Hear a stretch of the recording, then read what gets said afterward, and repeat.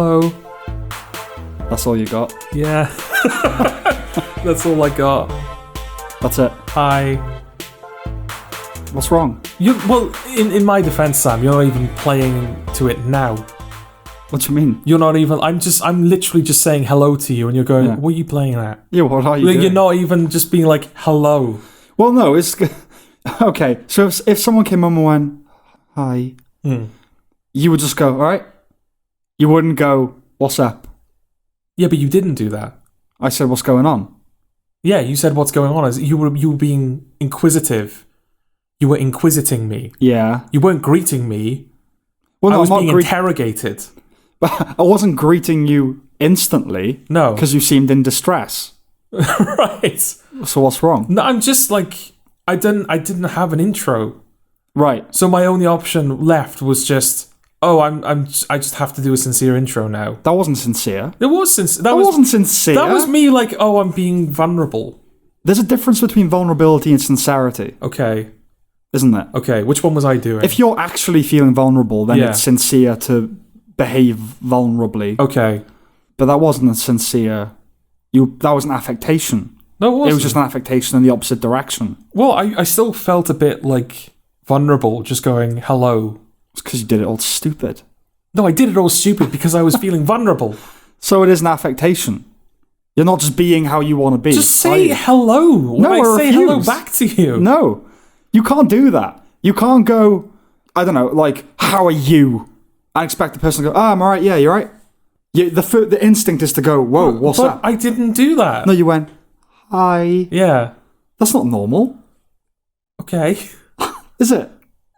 Guys, can you just say hello back to me, please? No, I'm not going to do it at all now. Well, then we don't have a podcast. I think if we can't even say hello to each other, we're not. I don't know how we're going to cope over the next. We're supposed to be saying hello to the audience. Okay. Which you haven't done. Okay. Well, what if my hello was directed at the audience? Would that make things better? Well, so I shouldn't have said anything anyway. No, okay. So, when you, Sam, when you start a podcast, yes, which you've done. 50 odd times now? Roughly, yeah. Well, no, about 30 odd. Don't just when you introduce a podcast, when you start a podcast. When one or when I? When one. Yeah. Of which you are one. Yeah. You are one of the one. Yeah, but are you specifically talking about me or when one opens a podcast? All I'm saying is that when you say hello. Me or one? No, when hello is said. By me or by one? You're saying hello. Me or one? Not only you're saying it to the person opposite you, the person you're hosting with. So you mean one? Sure. Yes. You're saying it to the person that you're hosting with. One would do that. But it's also kind of like a greeting to the audience. That's right. Yeah. So your way of greeting the audience was going, hi. Yeah. It's not a very good greeting to the audience, George. Well, neither is whatever the fuck you're doing at the moment. I wasn't greeting them. I was trying to figure out what was wrong with you before we ploughed on with a podcast. Okay. And you got all arsey about it. Well, because I was being vulnerable and you just went I'm now going to use this opportunity now that he's weak. Hang on. To spring on him. When you employed employed the word being pressing questions. When you employed the word being for being vulnerable. Yeah. As in you are behaving as you feel or you are acting vulnerable. Behaving how I felt. You feel vulnerable? Yeah. Why do you feel vulnerable? Because I don't have... a contrived intro. Yeah. I don't have affect and insincerity to hide behind. I just had to say hello. But it was insincere. It was just a different kind of insincerity. But it was the bad one. What was the bad one? The one that I just had. It was the worst version. Yeah, because it's the one where it doesn't act as a shield. No. I can't hide. So the ineffective one. Yeah. Right. Ineffective insincerity. Yeah. Right. Well, there you go. Yeah. Why are you feeling vulnerable? Because I didn't have an intro prepared. But surely we're past the intro by now. Apparently not. We're only 5 minutes in. Oh, right. No, okay. You don't need to affect an introduction. Don't need to. Nor should you, But really. I feel more comfortable. It's a more comfortable starting position. Comfortable in an affectation. Kind of. You need a therapist. No, broadly speaking. Right. But just because there you go, this is the Funfiltered bit. It's all just an affectation, isn't it? Is it? This is. This isn't an affectation. This is what we're doing now. That I'm I agree with you peering there. over the top of a microphone to speak to you. I don't ordinarily do that. No. This is a contrived moment. Yes, somewhat. Yes. Yeah. And so to meet that with contrivance and affect feels more appropriate. But isn't the It's whole... like slightly more comfortable because it's like I'm coming out of the gate with a bit of confidence because I'm doing a thing. Mm-hmm. And because I'm confident, that makes you as a listener more comfortable because it's like, oh, this person has a bit of confidence. I'm in safe hands. But while context dependent, isn't the whole value, allure of podcasts that you get to just be sincere? Or you get to you don't have to contrive a presentation? Yeah, but that comes later. Does it? Yeah, that comes after. I mean, we also exist in a kind of vaguely postmodern ironic context where, as everyone does, where the whole idea of introducing, or the whole idea of greeting an audience is kind of seen as a bit outdated. Yeah. Whenever any young person introduces a podcast, it's, hello and welcome to the blah blah. Yeah. And then they deflate because you can't just do a sincere thing. I'm not saying... And they have ruined me. Yeah, see, you shouldn't be ruined by them. No. Because the balance to strike is... Like, the more erudite podcasts, your Sam Harris's, your history podcasts... They don't even greet you. No, they do. They go, hello, welcome to the some of them do. podcast. And they just sound like they're greeting you, Yeah. which is as it should be. But no, some of them don't even do that. Some of them you'll get a little bit of organ music, and then they'll go, Bernard the 14th was the king of... Well, I don't actually listen to history podcasts. So not necessarily history, but yeah, there are some podcasts that are just like... They go straight into it. Yeah, if you weren't ready for this podcast to start, you've already been left behind. Right. Well, I mean, there is a fine line to walk between performativity and sincerity. I mean, the level you want to get to with a podcast is that it feels just like a conversation that you would have with the person across the table. However, there is that part of your mind that's thinking, but this is going out to 3 other people. Yeah. And this is really for them. It's not for us, really. It's for them. Like, if they like what we do, which is basically just us being ourselves, that's the ideal. Yeah. But this isn't for us, it's for them. And so... Because we don't need the microphones. We don't need the microphones. That's the thing. Like, that's... Yeah. We can just have these conversations. I can just come over your house. Yeah. And I can just talk to you. I don't need to... No. Fire up the podcast. Right. So, well, let's hope it never comes to that. Yeah. But I think it is incumbent upon us to some degree to at least welcome the audience in next to the fireplace. Okay. So well, basically, the thing that I do at the start of every podcast, which is, hi, I'm Sam. Welcome to the Funfiltered podcast. Done. Okay.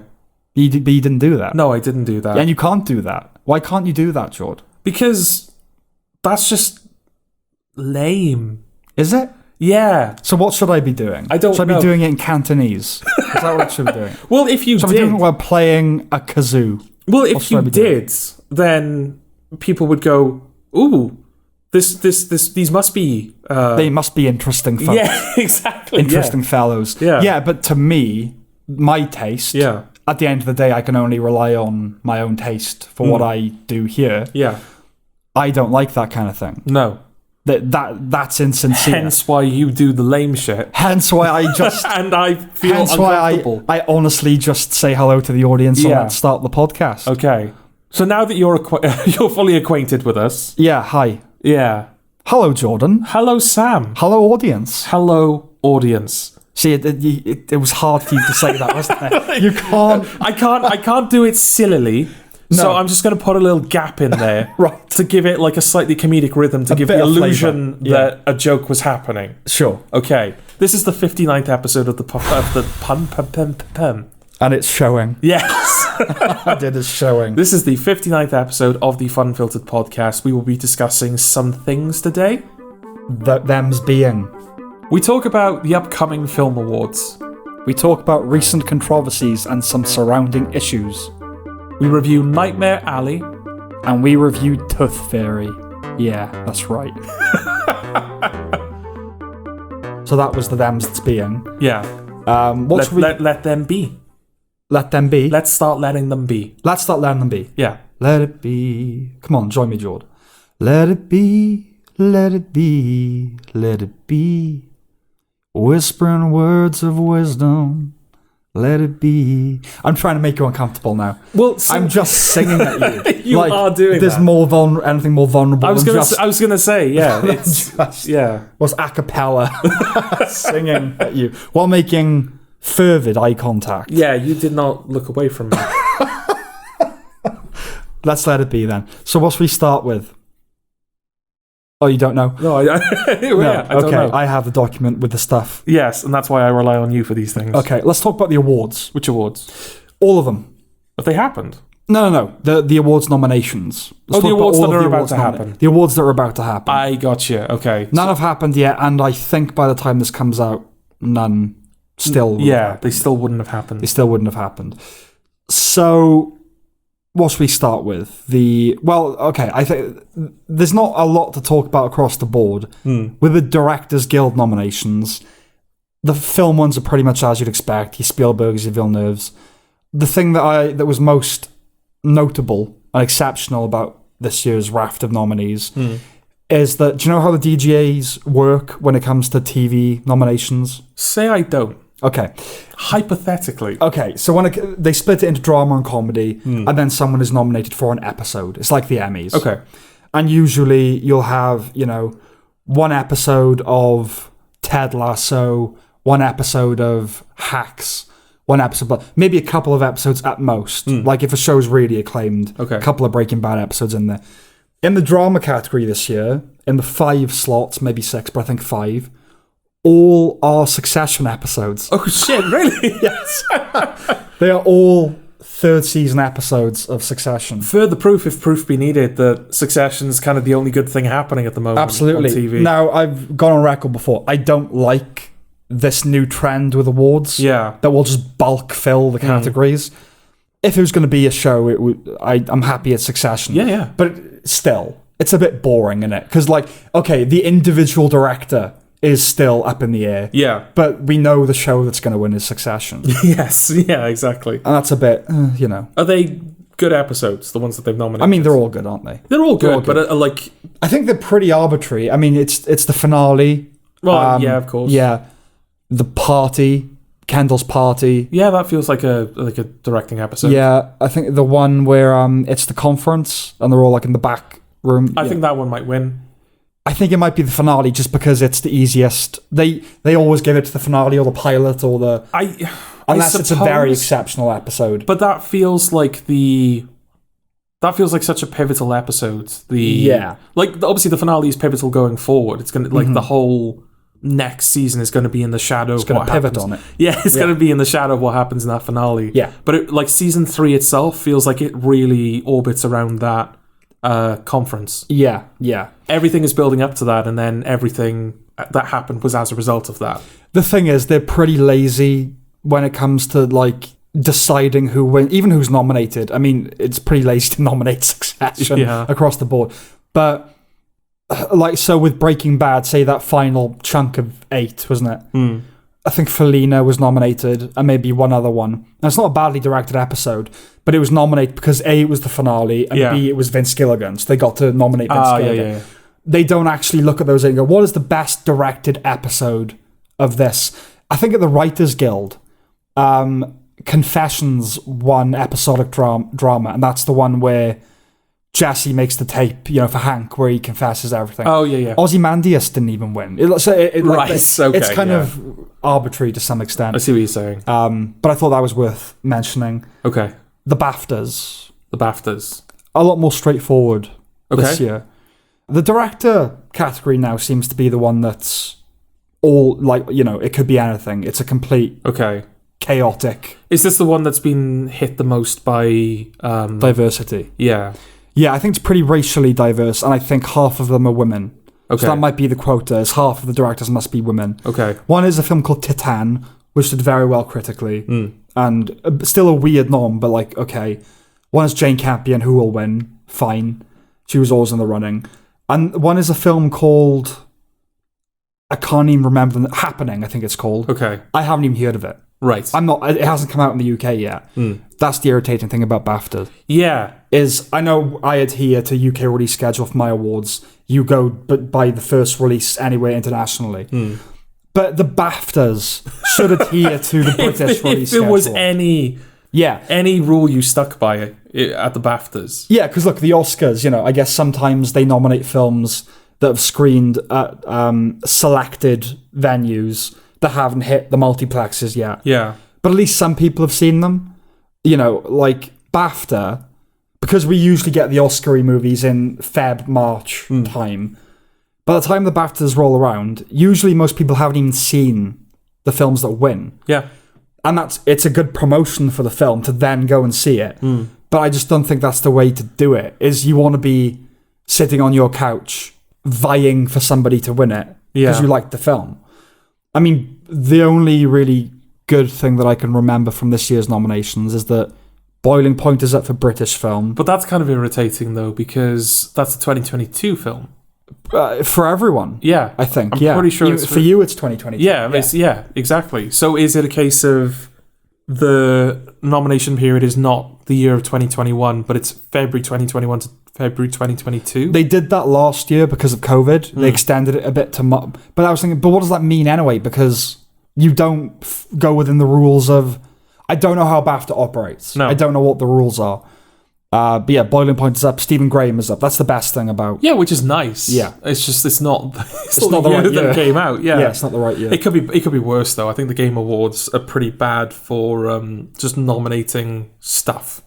Like, they'll nominate stuff that was, like, popular that year, even though it came out in a different year. I think I brought it up, like, Among Us, which, of course, is, like, a huge thing now. Big meme, everyone plays it. Right. That came out in 2018. Yeah. But it won Best Multiplayer at the 2020 Awards.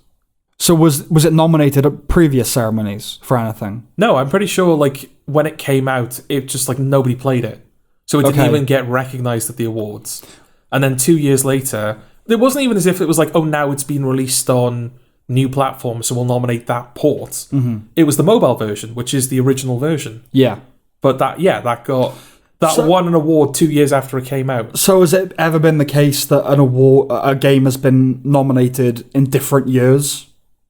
I don't know. Or is it one and done? Like GTA 5, it would have been nominated in 2013. But, say it wasn't, and then it got nominated in 2015. Does that mean it can't get nominated again? It's possible. Off the top of my head, I brought up Persona 5 like a few episodes ago. Quite a few episodes ago now. And then I think later on I mentioned that there was like a slightly different version of it called Persona 5 Royal. Right. Where it's like the same game, but there's like more content in it. And there's like an additional chapter at the end that you can unlock if you meet certain conditions. Okay. So in the year that Persona 5 came out, it was nominated for Game of the Year. And in the year that Persona 5 Royal came out, it was nominated for Best RPG. Well, okay. That's all right. That's okay. That's fine. Even though like 90% of the game is exactly the same.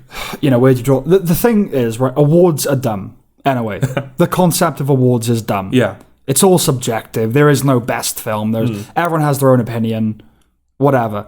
But if we're going to do them, at least set up some rules. Let's do them properly, do you know what I mean? Like, at least be consistent. Yeah. Like, no, if you're the British Academy of Film, right, then January 1st to December 31st, the film has to be in a cinema. Yes. That's it. Well, that's the rule with the Oscars, isn't it? Yeah. The film... Yeah, in Los Angeles, I think. Yeah. Oh, but they've expanded it now because they include streaming. Well, okay, but for the longest time, the condition was the film has to play for a week in a Los Angeles cinema if it is to be eligible for an Oscar. Right. Which good is rule of something, thumb. yeah. It's something. I mean, you got instances where they would release the film in like one cinema just to qualify. Yeah. Which is a bit like they're cheating a little bit there, right? Yeah, but yeah, at least it's something. But them's the rules. Yeah. Yeah, I think that's Stephen Graham was the only noteworthy thing. From everything else is pretty much as expected. In terms of the good stuff, I think Stephen Graham was like the one. Like, oh, I'm glad that happened. Yeah. In terms of the bad, how the fuck did The Matrix Resurrections get a Best Visual Effects nomination? Did it get an Oscar nomination as well? Not an Oscar nomination. No. Free Guy weirdly got nominated for both. It got a BAFTA nod and it got an Oscar nod for visual effects. Yeah. Which, like, Yeah, it's an effects-heavy film, but I think that's it. I think because it's an obviously effects-driven film. It's like Baby Driver getting nominated for editing, or Sound of Metal winning for sound. But the Suicide Squad didn't get recognised at either. Well, that's not as obvious. I'm not saying... One of the characters is purely CG. The best character is purely CG. And the starfish. And the giant starfish is purely CG. No, it should have been. And the effects are great. Yeah. But they're lazy. They're lazy. Like Free Guy, it's a video game. Yeah, effects. Fine. That'll do. That's what they like. Is there no one? Is there like nobody there? Yeah. Who knows a guy, like a visual effects guy? Yeah. Be like, you, visual effects guy. What was good this year? Well, isn't the way they do it that like the actual practitioners in the industry are the ones that vote in the category? I'm pretty sure that's a thing. I don't see how any the visual effects people, any working professional visual effects artist would say, yeah, Matrix Resurrections was one of the best 5 visual effects things that happened this year. I could be wrong. I don't know, but I heard something about that because that would also mean that editors thought the Bohemian Rhapsody was one of the 5. Yeah, that's not. Didn't it win? It won. It won as well. Yeah, it fucking won. Yeah. Yeah, editors thought, that's the best edited film of the year. I'm not convinced they did. I'm convinced they did it as a prank. I think they were bought. I think Brian May bought. I mean, yeah, that's the line. That's like they told I don't know that. Yeah. Just the risk of libel. I don't know that. But well, that's like the quote unquote conspiracy theorist line is that the awards were bought by Brian May. If not, they just did it because they were like, oh, wouldn't it be funny if Bohemian Rhapsody won? Trolled the Oscars. Yeah. Because no one would know. No one would know. We're editors. Only editors. Oh, yeah. Nobody knows what bad editing is. Yeah. We'll know. Only people who really love film and editors who don't care about the Oscars. Yeah. So maybe. Yeah, maybe. Was a concerted prank. This is actually coming together in my brain now. Oh, God. Because was that the same year that the Academy announced that they were not going to show editing at the ceremony? Possibly. They weren't going to, like, I don't know. The award acceptance was going to be relegated to during commercial breaks, so it wouldn't even get shown on TV. Yeah, maybe. So maybe they thought, if they're not going to fucking see it, fuck it, Bohemian Rhapsody, that'll show them. Well, it's like the Emmys. They, they have the Creative Arts Emmys, and then they have the Primetime Emmys, right? Okay, there's a lot of categories. Yeah. You can't do it in one night, and no one wants to watch outstanding choreography for a half-hour program. There are so many. There are not hundreds, but more than 100 awards, right? And people only care about actor, actress, etc. Not even writing, but that's in the Primetime Emmys. But animated program is in the Creative Arts Emmys. That's worthy of being in the Primetime Emmys, surely. Certainly now. Yeah. Like maybe, I don't know. But even like The Simpsons. Everyone loves The Simpsons. Yeah, but like 20 years ago, maybe. Yeah, okay. It wouldn't have... It was a bit more arid. Yeah. But it's like still. You've got The Simpsons and... Yeah. You know? Well, now 20 years ago. Like Futurama and everything. Yeah, maybe. Because 20 years ago now is 2002. Well, don't say things like that.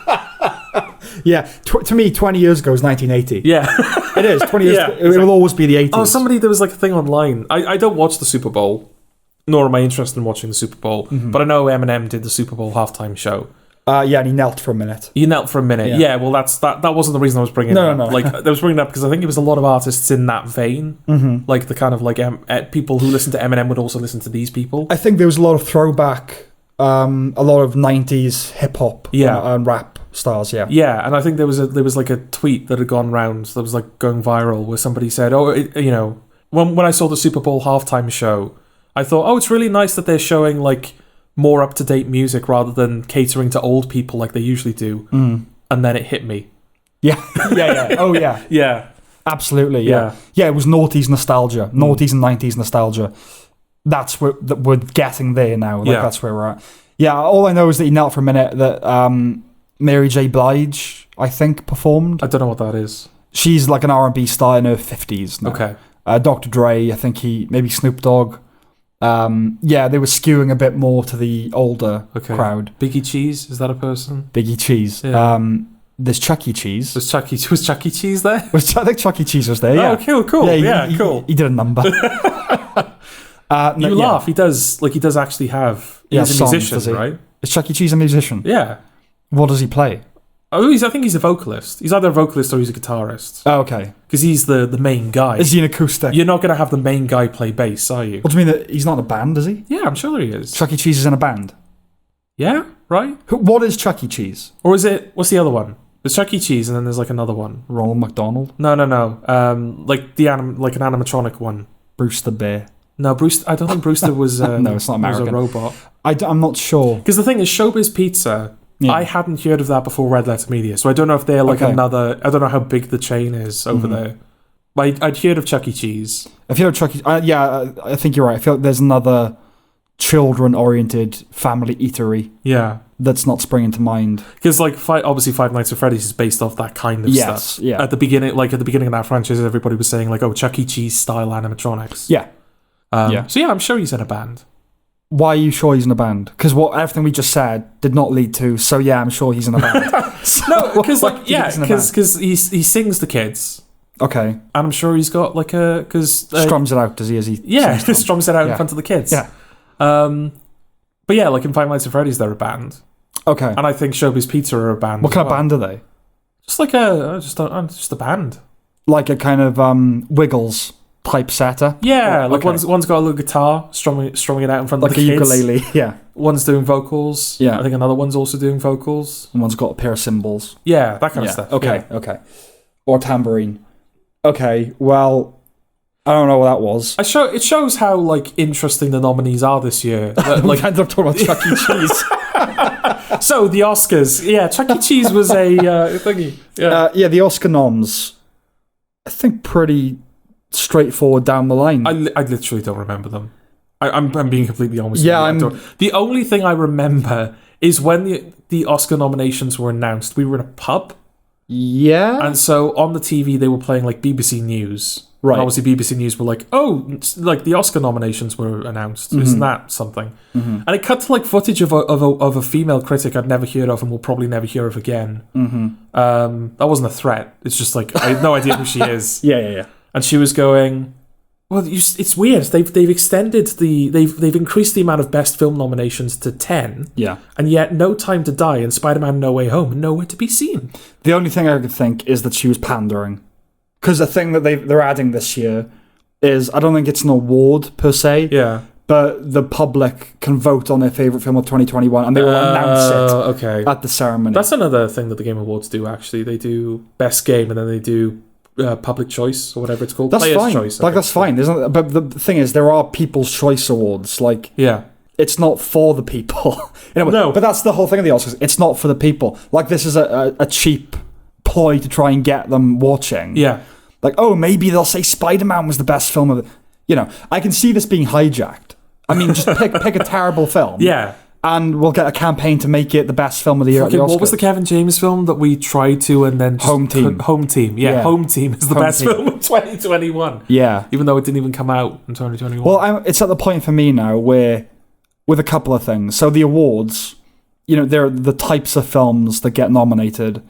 And The Power of the Dog seems to be the one... winning everything. And I think maybe either the film or Jane Campion beat the record for most awards won for a film across a season. Okay. And you haven't seen it, have you? No. Should I? No. It's perfectly decent. Okay. It's a fine film, a good, well-made, fine film about two brothers, Jesse Plemons, Benedict Cumberbatch. Cumberbatch is an alcoholic, unwashed prick. Right. And Plemons is a nice guy. Plemons falls in love with Kirsten Dunst. She has a kid. And then over the course of the film, the kid and Cumberbatch form a friendship. And you kind of find out that Cumberbatch is gay, basically. Right. It's like a Brokeback Mountain. That's why he's grizzled and kind of... Because he's gay. He's closetedly gay. With the kid? No, not with a kid. Okay. But it's implied that relationship might be... Have a pederastic... Not pederastic, because I'm not sure how old the kid is. Yeah, actually, probably is. It's that he's his mental friend, but maybe there's something else. Maybe it's like he sees a young him in him, or it's not clear. The film sees the current him in him. Sees the current him in him. Has a dark turn. It's kind of, it's an awardsy film, but it's winning everything. And it will win Best Picture, it'll win Best Director. And it's the kind of thing I watch and go, oh yeah, and then all of a sudden it's the front runner, and I just don't know anymore. Yeah. I can't tell anymore.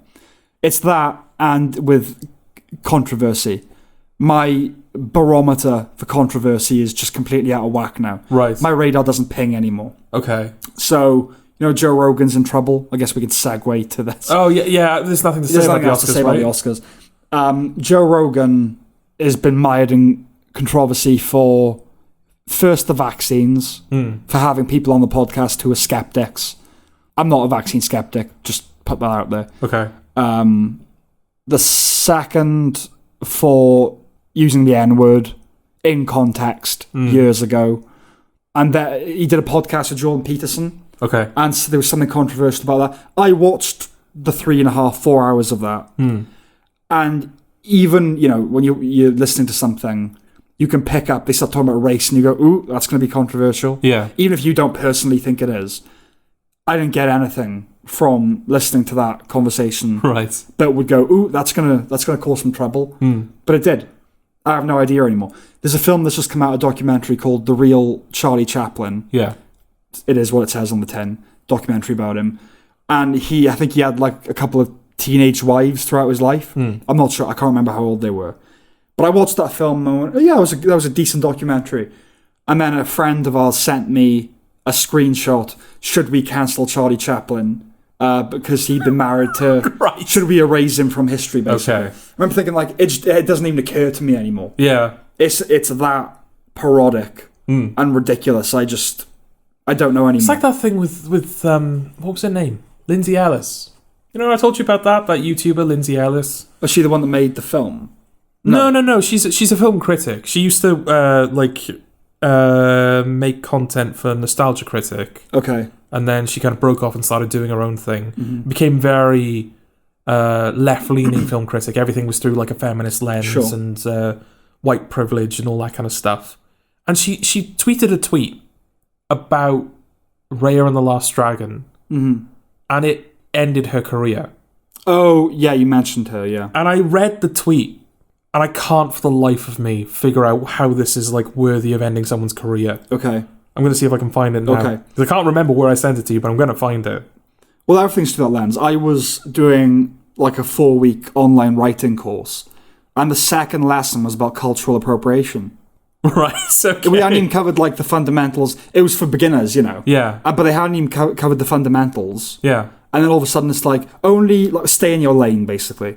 Like, write what you know about. Like, maybe this person has more of a right to talk.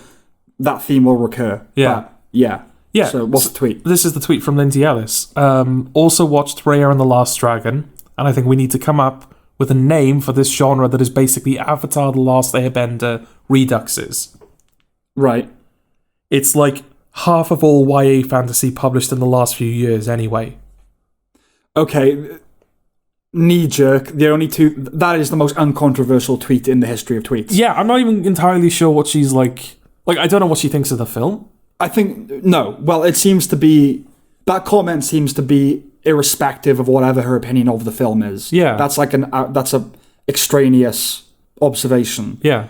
Knee-jerk things that occur to me as to how that could be controversial in some universe is that she's downplaying the significance of what the film means politically, because it's what does Raya and the Last Dragon mean politically? Well, I think they're minorities, aren't they? Aren't the characters ethnic minorities? What, the dragons? No, the human characters. Oh, right, okay. So because it's... Oh, yeah, well, I'm assuming it's all like Asian iconography and stuff. Yeah, so just because it's important, quote unquote. Okay. Making that kind of criticism is seen as in bad taste. It's not. It's the only thing I can think of. Yeah. Or the other thing is, along the same lines, is because she said it's an Avatar The Last Airbender ripoff, she's saying that they're all Asian and the same and Right. That is the more likely option, I would say, is that like she just conflates all Asian... But the fact is, there are similarities between them. It's like saying we have to think of a genre for kung fu films. Right. The kung fu films. Right. Do you know what I mean? It's like, yeah, they do have a thread running through them. Yeah, but Avatar: The Last Airbender Redux is not a suitable subgenre name. No. Like, she's identifying a subgenre here, or she's positing, like, I believe saying, this subgenre exists. Yeah, she's saying we need to think of a subgenre in which those two films exist. Yeah, and all films like that. And films like that. But that's the only thing I can think of. That's wherein the criticism would be. Is, films like that. What are you trying to say? Films like that? I don't know. Yeah, but Asian films. We need to pigeonhole them, do we? Not Asian films. Like, this is the thing. I've seen neither Avatar: The Last Airbender nor Raya and the Last Dragon. I've seen Raya and the Last Dragon. I'm really not in a position to, like, theorize what she meant by this. Yeah. And also, I'm not... Nor am I, because I'm not... Yeah, insane. Exactly. Yeah, I'm not insane. Yeah, I'm not an ideological lunatic. But also, yeah, I'm a white patriarchal man, cisgendered patriarchal man, straight, of course, a straight cisgendered able-bodied patriarchal man. Yeah, for the most part. No, that would give me able-bodied for the most part. Yeah, but that would give me points. We do have some points, and I have no points. Do I have points? Everyone has some points. It's just some have very, very few. Right. I have some points. Okay. You have some points.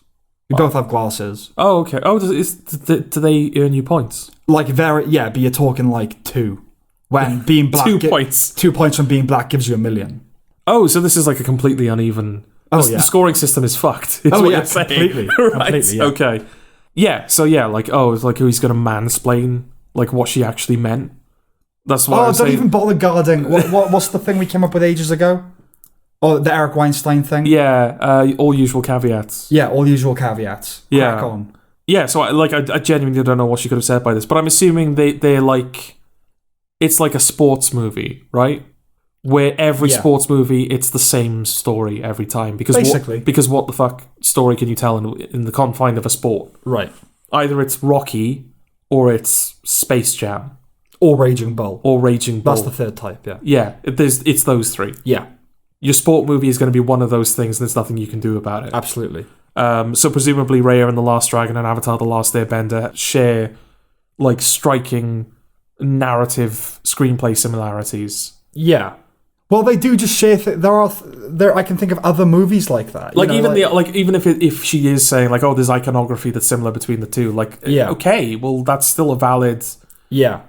This is how you identify a subgenre. You look at a thing, and you look at another thing, and you go, those two are doing a very similar thing. Yeah. They are now a group. Yeah, but this is yet another example of the left's incestuous diet. But I thought they just eat their own all the time. Yeah, but I thought the left liked groups.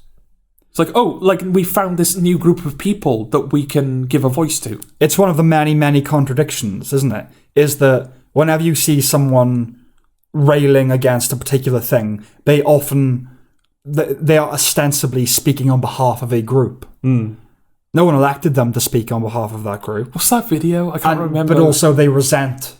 If anyone said "you people," well, what on earth does that mean? Yeah, you just can't win. It might have been a Steven Crowder video, or it was shown on Steven Crowder. But yeah, there's that video of, like, there's a bunch of white people, university students basically, like, blocking the road in protest of something. Yeah. Like in support of black people. I can't remember what it is they're protesting, but yeah, they basically blocked the road. And it's like, we're doing this on behalf of black people. And there's a black guy that, like, walks up to them and he's like, I'm late for my work. I'm late for work. Yeah. You've blocked the road. I can't get on the bus. Yeah. And she's like, we're doing this for you. Yeah, that's right. He's like, I don't care. I want to go to work. Yeah. There's another video like that. I think it's in Liverpool, where there's a guy protesting for BLM, and a white guy, and a black guy just walks up and goes, "Hey, what the fuck do you think you're doing? There's no need for this. There's no need for it." And just gets into a debate with him. Yeah. Yeah, like, hooray. Yeah. Hooray for they're people. out there. Speaking of all that. Speaking of all that? Yeah, all that. Back to Joe Rogan. Oh, right, and that. Do you think it's ever acceptable to use the N-word as a white person? Yeah. What would those contexts be? Really, like, off the top of my head, just talking about it. Sure. The use of the word. Yeah. Yeah. Yeah, exactly. Like, where, like, if it becomes necessary. So whether you're talking about it in, like, this all sounds kind of wanky, but, like, if you're talking about it in an academic context, or just in kind of like in a... Or literary context. Yeah, exactly. Like, reading a book where, if you're reading To Kill a Mockingbird, or... Yeah. It's like, so I can't fully analyze To Kill a Mockingbird anymore. Right. So there are contexts in which there are absolutely contexts. Because I think Joe Rogan, every time he used the word, it was in context. He was either talking about its use or quoting a rap lyric or something like that. I just think of that. Remember Kendrick Lamar invited the woman up on the stage to rap his song? Yeah. And she said it, and he's like, no, you can't do that. That's just...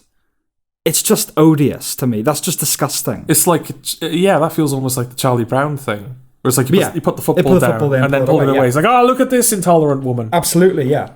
And I was talking with my father about it yesterday, and he's a bit of a weird one when it comes to these things. I said, do you think it's offensive? Like, if you were black, would you be... I know it's hard to answer, but would you be offended if somebody called you... He said no, right? He said I just wouldn't think anything of it. Did you ask him if someone called him that sincerely? I just... Yeah. If someone, like, threw that insult at you. Right. He said no. And I said, well, okay, what do you regard as the worst? I said, let's just say, I don't know, I was 15 or something, and, you know, you as my father, you kind of just, like, you pushed me to the side or something, and I went, oh, you're a paedophile. Would that? He said, yeah, I would think that deeply offensive. And I said, really? This is the kind of a tangent, but I said there's a difference between that and someone leveling that accusation at you. And he was like, no, I would take that. He said, my brother, he's got a pigeon chest. My uncle, he's got a pigeon chest. So when they were kids, their sister called him a freak. He said they didn't talk for years after that. Right. And it's like, well, yeah, okay, I understand that. I think if I was him, I would take that word. I would be offended as well. Now, it's hard to think of if I was black, what would I think? Because maybe you'd think differently. Yeah. I think that's racist in a way to even posit that, because I thought it either does matter or it doesn't. You know, either makes a difference or it doesn't. If I was black, I would have probably been called that at some point, I'm sure, either in jest, by a friend who knows that I wouldn't take it to heart, or indeed sincerely. I'm sure I would. I'm sure that every black person of a certain age has been called it in some context. And it's horrible. And I would never call a black person that, ever. And I think if I was black and someone called me that in a intraracial way, as because they call each other that a lot in America, especially. Not in that context. It's a white guy just calling you that word. I'm torn between one of two responses. One would be, well, culture has told us that's the worst thing you can call anybody, regardless of, like, in the Olympics of words. Yeah, that's the worst. That's the worst thing you can call somebody. So, right, they mean business. I should be offended by that. Or equally, well, they've used the word they know society's deemed the worst. Therefore, they're just trying to hurt me. I shouldn't take them seriously. Well, all I could possibly do is find the parallel. Well, there isn't one. No, there isn't one. Yeah. Yeah, exactly. It's like a terrible word. Yeah. It's almost without equal. Like, maybe, like, if you were, like, the equivalent for a different minority. Yeah. Like, obviously, it wouldn't mean anything if you called an Asian person. Say it. No. No, say it. No. Say it. I refuse. This is the problem, though. This is the problem. Yeah. Okay, it is a tightrope walk. Yeah. Right? Between being Tarantino, who just likes it, clearly, and is kind of fetishized using it. Yeah. I don't think he's racist in any way whatsoever. No. I think he just would like to be it. I think he'd like to be a black guy. Though if you hear him talk, he kind of has the kind of street... He sort of affects... He has that lilt in his voice. Yeah. And he grew up on blaxploitation movies. He's not... I don't think he has a racist bone in his body, right? But that's like... rein it in a bit. You know what I mean? But then there's also... Like, there's just... We started this conversation by you admitting there were contexts in which that word was acceptable. If this isn't one of those contexts, I don't know what it is. It is one of those contexts. Yeah. This doesn't mean that I'm comfortable saying it. No. But why not, though? Why aren't you comfortable saying it? I don't think there should be any... You shouldn't be uncomfortable at all saying it in certain contexts. No. I know it lands with a certain power, and it carries a certain power. It's not a word that you should use flippantly. No. But when you're talking about it, you should be able to say it. Yeah. And say it with comfort. We're talking about the use of the word nigger. Why can't I say that? Why can't I say that? Because it's a cop-out as well. We've talked about this before. when they're on the news saying he used the N-word. Oh, for God's sake, we're adults. Yeah. You can say what the word is. It doesn't have a magical power. It's not going to turn people racist if they hear it, if they're not already. You know what I mean? I think it's ridiculous. And I know, again, all usual caveats. People could say, there's not a black person here with us. We are not black. But that shouldn't make a damn bit of difference. When Sam Harris released his podcast talking about the George Floyd protests, he said, I could have got one of my black intellectual friends in here to say exactly what I'm saying, but that would have been a cop-out. I should be able to say it myself. Yeah. I totally agree with that. There's a time and a place, and I think this is the time and the place. Well, I'm sorry, Sam. I'm not going to force you to say it, yeah. But this is my problem with it. Yeah. Is we should be able to have an intellectual, grown-up conversation about the use of the word. And, okay, we're not linguistics professors, nor are we the smartest people in the world, but we're not idiots, and we're capable of having that conversation about it. I think. And so the reason I bring all this up, obviously the Joe Rogan thing is broiling and boiling at the minute, but I've been watching kind of the backlog of YouTube clips of Politically Incorrect with Bill Maher. Right, okay. That was the precursor to Real Time. Yeah. And it was him and 4 guests. They would just sit on the stage and they would just talk. And it's not a perfect format because people are often talking over each other and it's not as controlled as Real Time is. But that has a certain, authenticity to it. And there was an episode where Sarah Silverman was on because she had made a joke. And the joke was, it was a joke about getting out of jury duty. And she got the letter and she was like, I feel like I need to write something that's going to disqualify me. And her friend said, why don't you write, I hate chinks? Okay. And she said, no, I don't want people to think I'm racist. I'll write, I love chinks. Yeah. Right. And kind of like pokes her head like, great idea. That's the joke. Now, I think that's a quite funny joke that has a point. Yes. Right? Yeah. What would you say is the point of that joke? What does that illustrate? Well, the sort of like irony of it is that she hasn't actually corrected the problematic part of the statement. Right. So that you can't love Chinese people if you're using that word, right? Yeah, call them what they. That's the joke. It's the ignorance of because the fact that she punctuates it with a tap to the noggin like I'm a clever one. Yeah, it's the arrogance and the ignorance of the person. Yes, right. It's not a racist joke. No, it's about an ignorant racist, I suppose, or like a casual. Yeah, doesn't really know what they're talking about. Right. She'd made that joke, so she's on Politically Incorrect with an African American actress. David Spade. They were always bizarre lineups. Yeah. And I think his name is Guy Aoki. He was an Asian American civil rights dude. He was the head of an organization. And he was on there just to like berate her and say you shouldn't have used the word, whatever. And she was trying to defend it. But at no point did they even talk about the context of the joke. Right. They don't even talk about it. Or what the point of it is. They just talk about the use of the word.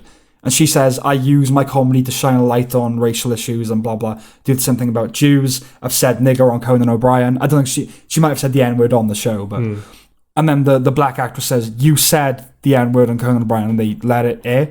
She says, yeah, you can check. I can get you the tape. And what was most interesting about it, now it was a heated exchange. It was ridiculous on some level. Didn't agree with 50% of the people there. Bill Maher was obviously with Silverman. He was like, there is a context. David Spade, to be fair, was like, comedy offends or it doesn't, and you move on. Like, black comedians make jokes about white people all the time and said, I don't love that, but they can do it. And then it was pointed out, I think kind of rightly, there are 2 different historical contexts. It's not the same. Like, if a black person calls us crackers or honkies, it's not the same as when you call a black person that, right?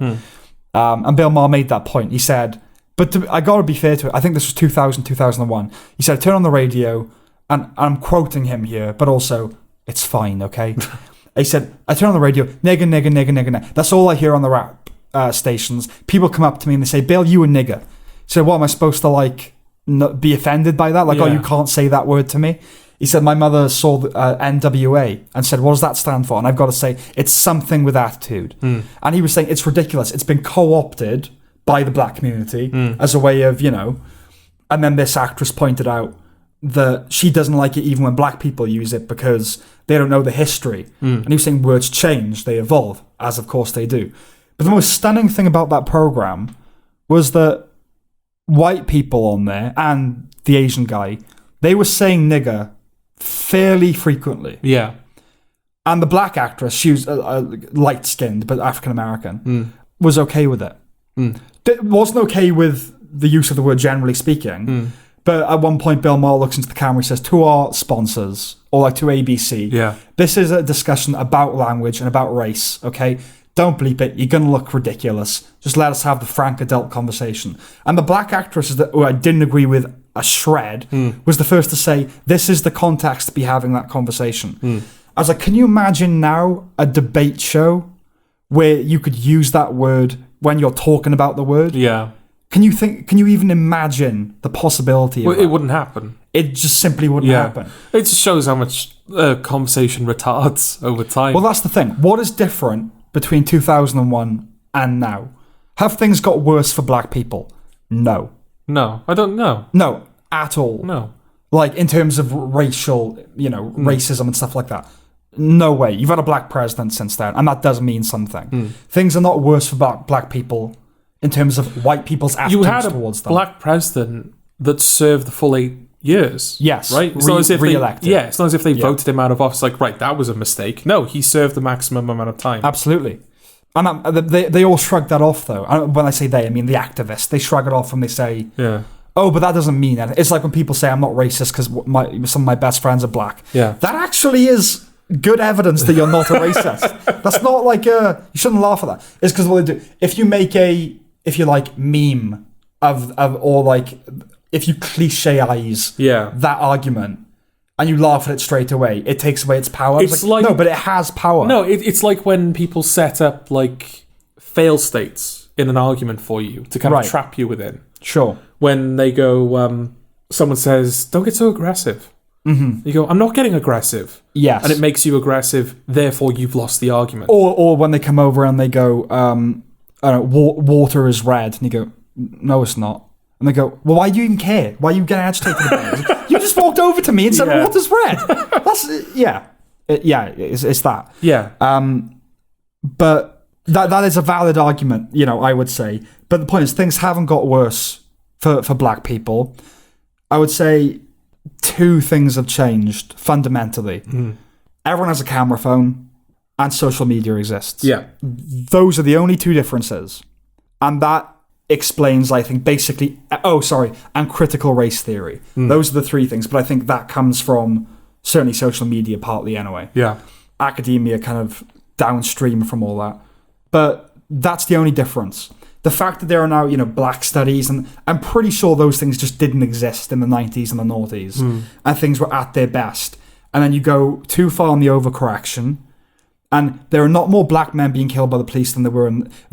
Police violence has decreased significantly and continuously. It goes down and down and down all the time. Things are getting better and better in reality.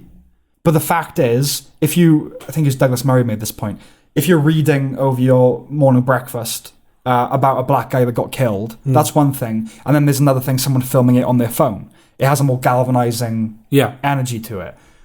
And I just think things are so much better in reality, but they appear to be so much worse, and that makes reality worse.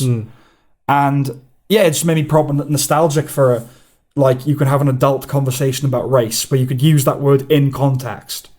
And a guy does it now 10 years ago on a podcast and has to release an apology video.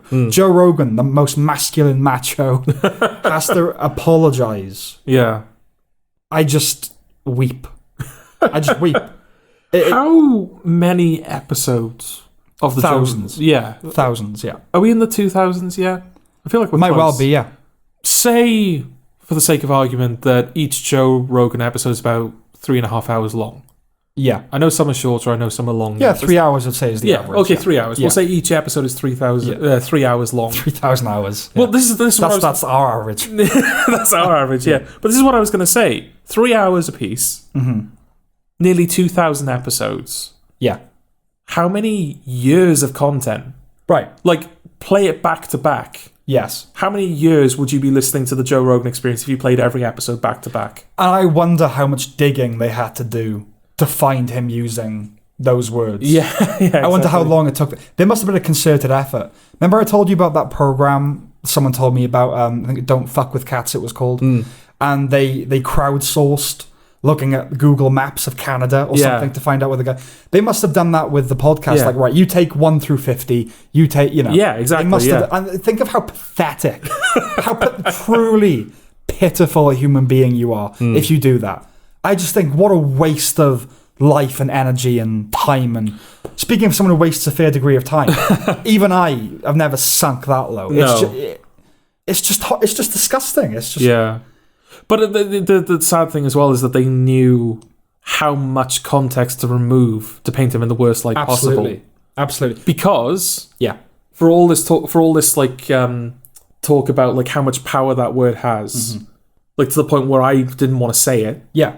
Even after admitting that. After admitting that it has that it's the context that gives it power. Even in a context where it doesn't have that power, I didn't want to say it. Yeah, for all this talk that like, oh, it's actually it's actually the word that has the power. You can't use the word ever. Yeah. In order to make it look bad, it's the context that they have to fuck with. Absolutely. Yeah. Yeah, the surrounding tissue, the cushion around. Well, here's the thing. Like, I wrote something a while ago. I can't remember what it was about. Something controversial. And a friend of ours sent me a message saying like, "Thank you for writing that. You're like brave. Could never do something like that." Now, I'm not saying that to pat myself on the back. Humble brag. No, because I don't think, I sincerely have never thought, oh yeah, I'm brave for doing it. I honestly never have, right? And I don't think I am. I don't think it's bravery. Okay. Right? Because I'm in a position to do it at the moment. But that's the thing.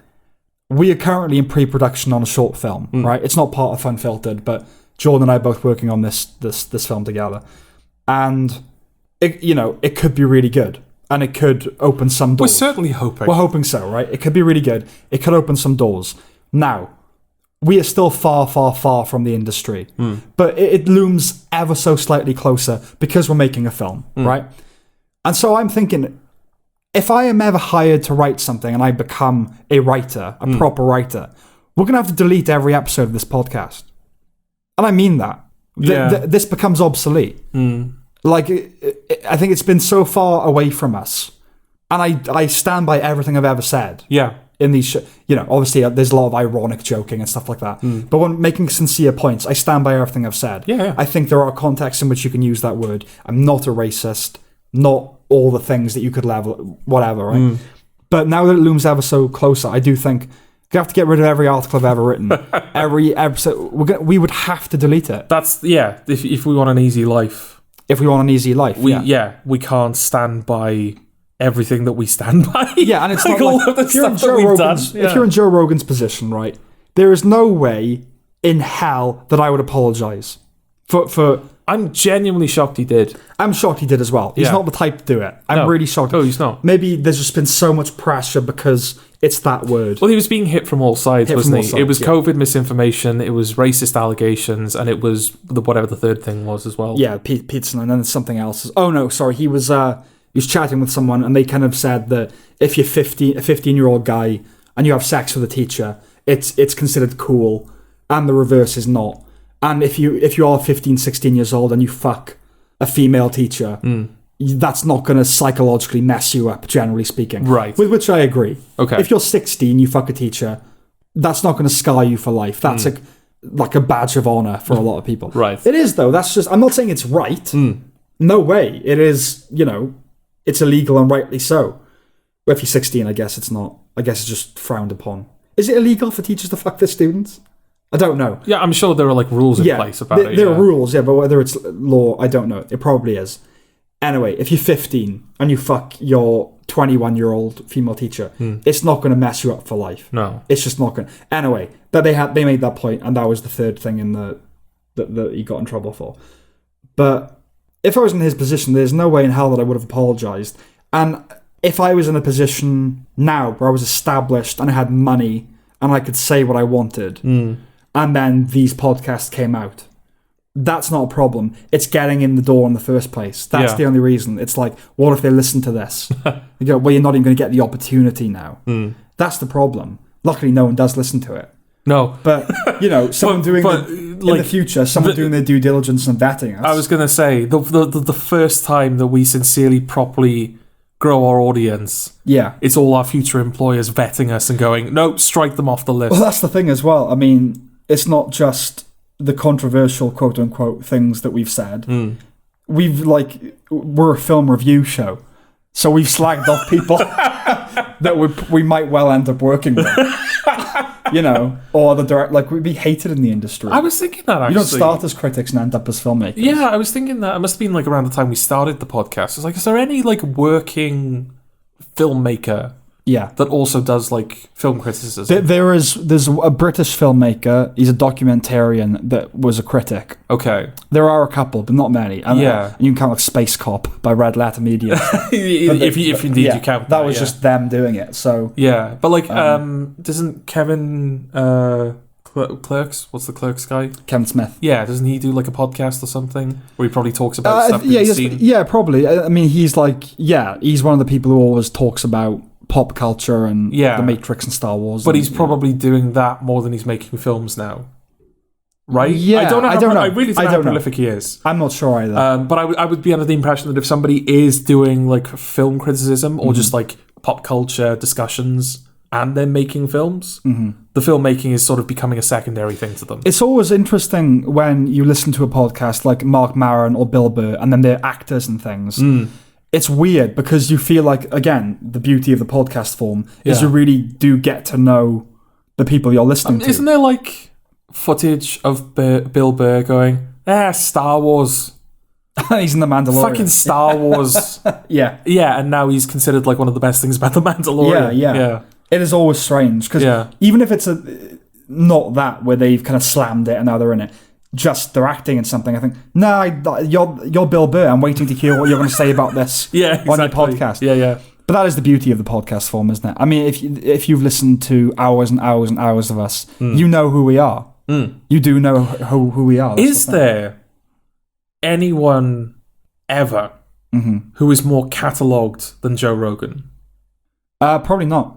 I really can't think of anyone. There's more of him. There's just more. Yeah, if you were to, because when they, I don't know how widespread this is, but the people have written AI programs that apparently they listen to you, and then they copy your voice and eventually your mannerisms. And it's basically deep faking, but for audio, and they've used him because what better library of a person is there? Than the Joe Rogan experience. So what would be a good, not a game that you could play in reality because it'd take forever, but just pick a really obscure word and see if it's come up on a podcast. You know? Yeah. How much of the English languages as you covered? Maybe not him personally. I don't imagine he has the widest. I'm not going to go. He's well spoken and everything, but a guest. Well, that's kind of I mean, that's part of the appeal, right, of the Joe Rogan experience. He's a damn smart guy. Yeah, he's smart enough that he's able to keep up with any conversation that he's having. Yeah, but he's not intelligent enough to be. Well, he takes you with him. Yeah, you're him. Yeah, he's kind of the perfect surrogate because he's always in a position where he understands enough about what he's being told. That he's able to ask the right questions. This is not us looking at there are a couple of times. But usually with guests that I'm very familiar with, and I've heard them talk about the thing before, where I'm there before he's there, and he's still confused or asking questions. But very rarely, I'm usually with him, hang on, unpack that, clarify that. So that's why he's so successful. But I think John Peterson made the point, didn't he, on one of the podcasts, as the number one podcast in the world, you are the most listened to person in the history of mankind. Fact. I think he saw his face oh, okay. I just had the responsibility to I can't think about that. But just world leaders. There's less audio / footage of any president that's ever presidented over America than there is of Joe Rogan. The founder of the West ideologically in 1,000 different ways, Jesus Christ. It's just that one half of a book. Exactly, That's it. That's all he ever did and said. And people, they've written books about him, and people talk about him. But as for what he allegedly said and did, it's a very slim volume. Yeah. And he's the guy that whose teachings founded the West. Yeah. And Joe Rogan is more listened to than Jesus. Is Joe Rogan the new Jesus? Gospel according to Rogan. Gospel according to Well, that's the thing as well. You can't own a word. You can't own a word. It doesn't matter what the word is, what your racial. It's out there in the public discourse to be talked about. Yeah. And I always think of, I might have talked about this on a podcast before, when Ennio Morricone won the Golden Globe for the Hateful Eight score. And Tarantino accepted it on his behalf. And he said something like, isn't it great that Ennio Morricone, that he's a name and, so many composers aren't. And he's risen out of that ghetto of film composers. And then Jamie Foxx came up on the stage afterwards and went, ghetto? Like, Yeah. Not sure about that. That's not a black word. Ghetto comes from Venice. It was the Venetian ghetto. It's an Italian word, obviously, ghetto. Yeah. Where Jews were forced to live in the 15th century. And then obviously it was taken through the Holocaust and everything. And it's ended up talking about black communities in America. It's not a black thing. They've appropriated the word. Yeah. Everything's appropriated. That's the thing. No one owns language. And that's the highlight for me. Is that you're ignorant about that. You don't even have to be well educated about ghettos to know that the Warsaw ghettos precede Compton and South Central Los Angeles. You can't own a word. That's all it comes down to for me. And in terms of I can see people saying well, Joe Rogan doesn't even need to talk about this kind of stuff. He could talk about literally anything else. That's the nature of his podcast. Is it's unscripted. There's no I am a film review show or I am a heroin talk about show or whatever. No, he can talk about literally anything. It's he's also talked about MMA and diets and aliens. That fucking brilliant YouTube clip. Joe Rogan in a nutshell or whatever it's called, where it's him talking about existence or something like that, where it's just when you think about how just how much stuff is out there and just how small we are in comparison, just something that we he's clearly lost in profound thought. And he's you see that footage of that deer being hit by a car? Yeah, right. He's just a guy. Yeah, and he's just a guy. This that pause, and then he's straight into. He's Jamie, pull that up, and it is just a deer getting slammed by a car. I had a transcendent moment the other night. Ooh, yeah, not a visionary experience, but I was writing, and then I was listening to music. I listen to classical music when I write. Okay. Does it help? It really does. Okay. No bullshit. I know it sounds it really does. Not because it's so inspirational. It just kind of seeps into you. And the beautiful thing about classical music is that it's kind of simultaneously ambient and has character. And it's the most, maybe not the most. This is going to sound so dumb, but obviously because it has no lyrics and it's not jazz, it's not this aggressive thing. It can be, obviously. It really just is. It's whatever you want it to be. It just is there. It's pure feeling. It's not imputing anything to you. It's whatever. So I was listening to Springtime by Faulkner. Oh, a classic. It happened to be on. And I was just outside having a cigarette and I just looked up and it was a clear sky. And I had a transcendent moment, genuinely did. Looking at the stars and the music swelled. It was good timing. Yeah. And I just oh my God. Beauty. It was weird. It was such a strange moment. But anyway, I feel I want to talk a bit about Whoopi Goldberg as well in this context. Oh, well, before we get to Whoopi Goldberg, we'll wrap up Joe Rogan. Sure. Because, I was going to say that, they say, oh, well, you don't even have to touch on those areas. This guy, years and years and years and years worth of audio. Not just the amount of time over which it was recorded, just the audio itself. There's literally years of it. Yeah. When there's that much of you... Pick a topic. Yeah, there's that much of you, and you've spoken to as many people as he's spoken to. At that point, mathematics just takes over. Absolutely. He's going to, the thousands of people that he's spoken to for the thousands of hours that he has, race is going to come up. Yeah. There's going to be a time where he's presented with the opportunity, quote unquote, to say the N-word, and he has to decide, like, oh, am I going to do it? Is this the right time to do it? Like, it's all unplanned. So it's not even a case of like, right, we need to know not to do this thing. It's like, no, you go, like, he is just like riding the wave of it. Yes, you're riding. It is a stream of consciousness. Again, that's the whole thing of that. It's that thing about like, oh, you always have to be switched on. You're receptive to where it's going. And but like no, like I mean with in terms of like censoring yourself and making sure that like, oh, nobody says the bad things. We should always be switched on and aware and tolerant and doing the thing.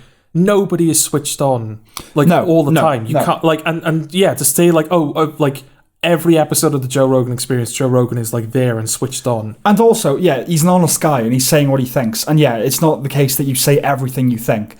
But every single person in the world thinks grotesque and completely inappropriate things daily. Right. You just do. Not like linger on it and cogitate on it. But like, if you were in a group of black people, part of your brain would go, call them all a bunch of that. Because see what happens. No, because you know it's so wrong. Yeah. Look, it's that jumping off the bridge instinct. It is, yeah. It's stream of consciousness. Everything occurs to you. Yeah. Everything. You can't choose to think a certain thing. Unless you're meditating or whatever. But this podcast, right, is nominally a film and TV review podcast. We talk about culture and pop culture as well, right? I've used that word on 5 or 6 episodes, maybe? Maybe not even that. Maybe not even... No. But my point is, which is disproportionate. You're a film and TV show. Why have you said that word on 5 or 6 shows? Yeah, how many films have we talked about where the word is even used? Right, yeah. Yeah. But you could look at us and go, so clearly you're preoccupied. You like it or something. And I just go, if I want this podcast... If I want to talk about the use, if I call this podcast that's probably, I wouldn't do that, that's too far. Call it that, and every episode I'm talking about the historic use of the word and how it's changed over time, but I'm well within my rights to do that. Yes, I'm interested in that word and the power it has and the meaning of it, and it's damn interesting. It's interesting, I'm interested in it. And things happen culturally, bring it to the fore. Yeah. And I talk about them. And when I'm talking about it, I'm not going to cloak it by saying the N-word. I'm just going to say what the word is. One of the best examples of this for me is Christopher Hitchens talking about a writer. I can't remember who it was. It might have been a comedian, a black comedian. And he wrote a book and he called it Nigger. Yeah. And his mother said to him, why did you have to call the book that? He said, look, Mama, every time someone says that word now, they're selling my book. Yes. And obviously he's quoting a black person saying it, but like that is a perfect illustration of when you can use of the right time to use that word. Yeah. And I'm gonna, if a racist called a black person that, it is horrific. It shouldn't be illegal. You should still be able to say it. I know that's a controversial thing to defend. I'm not defending doing it, but I would still say it is your legal right to do it. It's just you're a fucking scumbag if you do. Yeah. They're words. They're words. It's not an incitement to violence. It's a horrible fucking word. Yeah. But it's a word. Well, I mean, because the law deals in absolutes, doesn't it? Yeah. It doesn't go... Well, behaviour. Yeah, in terms of behaviour as well. It doesn't go like, it's illegal to murder someone unless under these circumstances. It's illegal to be caught speeding or to... Well, the law does do that, to be fair. It's not absolute in that sense. In what way do you mean? Well, if you kill someone under certain circumstances, it does change. Context does change how you're prosecuted. But broadly speaking, like if you kill a person, then like, right, that's like the law is stepping in here now. Yeah. So yeah, I'm only saying that in terms of like, making the N-word illegal. It's like, well, right. Well, no, because like it is context dependent. Oh no, and to make it illegal, it would just be like, it's the ultimate in like, oh no, the word itself is the thing that has power. Oh no, I think it should be legal to use the word in any context. I just wouldn't advocate using the word in any context. Personally, difference between the personal and the political. No word should be illegal. You just shouldn't call somebody that. Yeah. be a human being, be a decent human being. You were saying about like, the grotesque, Yes, horrible thoughts flash through people's minds every day. We don't control what we think. No, but we control what we do. What we do. Yeah. Whether we act on those thoughts. Yeah. Like that's where the be a good human bit comes in. And we control what we say as well. But I still don't think that should fall under the remit of prosecution. Like, you have to be able to say whatever you want to say, and society has the right to say you're a bigot, and we're not going to give you that job. Yeah. We're not, but especially thought. You can't criminalize thought. It's behavior. And it is all context dependent. It is okay to kill people in certain circumstances, It's okay to speed in certain circumstances. It's all context dependent. Yeah, but it's not sold as that up front. No, but the point is... I'm trying to find the way in which I was right to bring it up. Where it's like, no, it's an interesting it's thing. Like, it's not like, yes, murder's bad, but you can do this. It's like... Yeah. You do the murder, and they're like, you did a murder, that's bad. And then you provide them with a circumstance, and they go, well, I think all right, buddy. The law should be absolute about speech. Incitement to violence is a tricky one. Like, I don't know. Yeah. That's the thing that people always say, that's the exception. I'm not convinced, really. I don't know. I don't know what would qualify as an incitement to violence. So, basically, absolutely, speech is protected. But then within the law, it gets relative, a bit more relative. Yeah. For instance, if someone breaks into my house and tries to kill me, I'm well within my rights to kill them. I should be well within my rights to kill them, etc. If I plan to murder somebody, that should be illegal. Yeah. It is all context dependent, except for words and except for thoughts. Words are acceptable context dependent, as in terms of propriety, appropriateness, but they shouldn't be illegal in any circumstance. No. And I think it's worth pointing out that, again, like near the beginning of this segment, where you were like, say the word, and I was like, no, I don't want to say the word.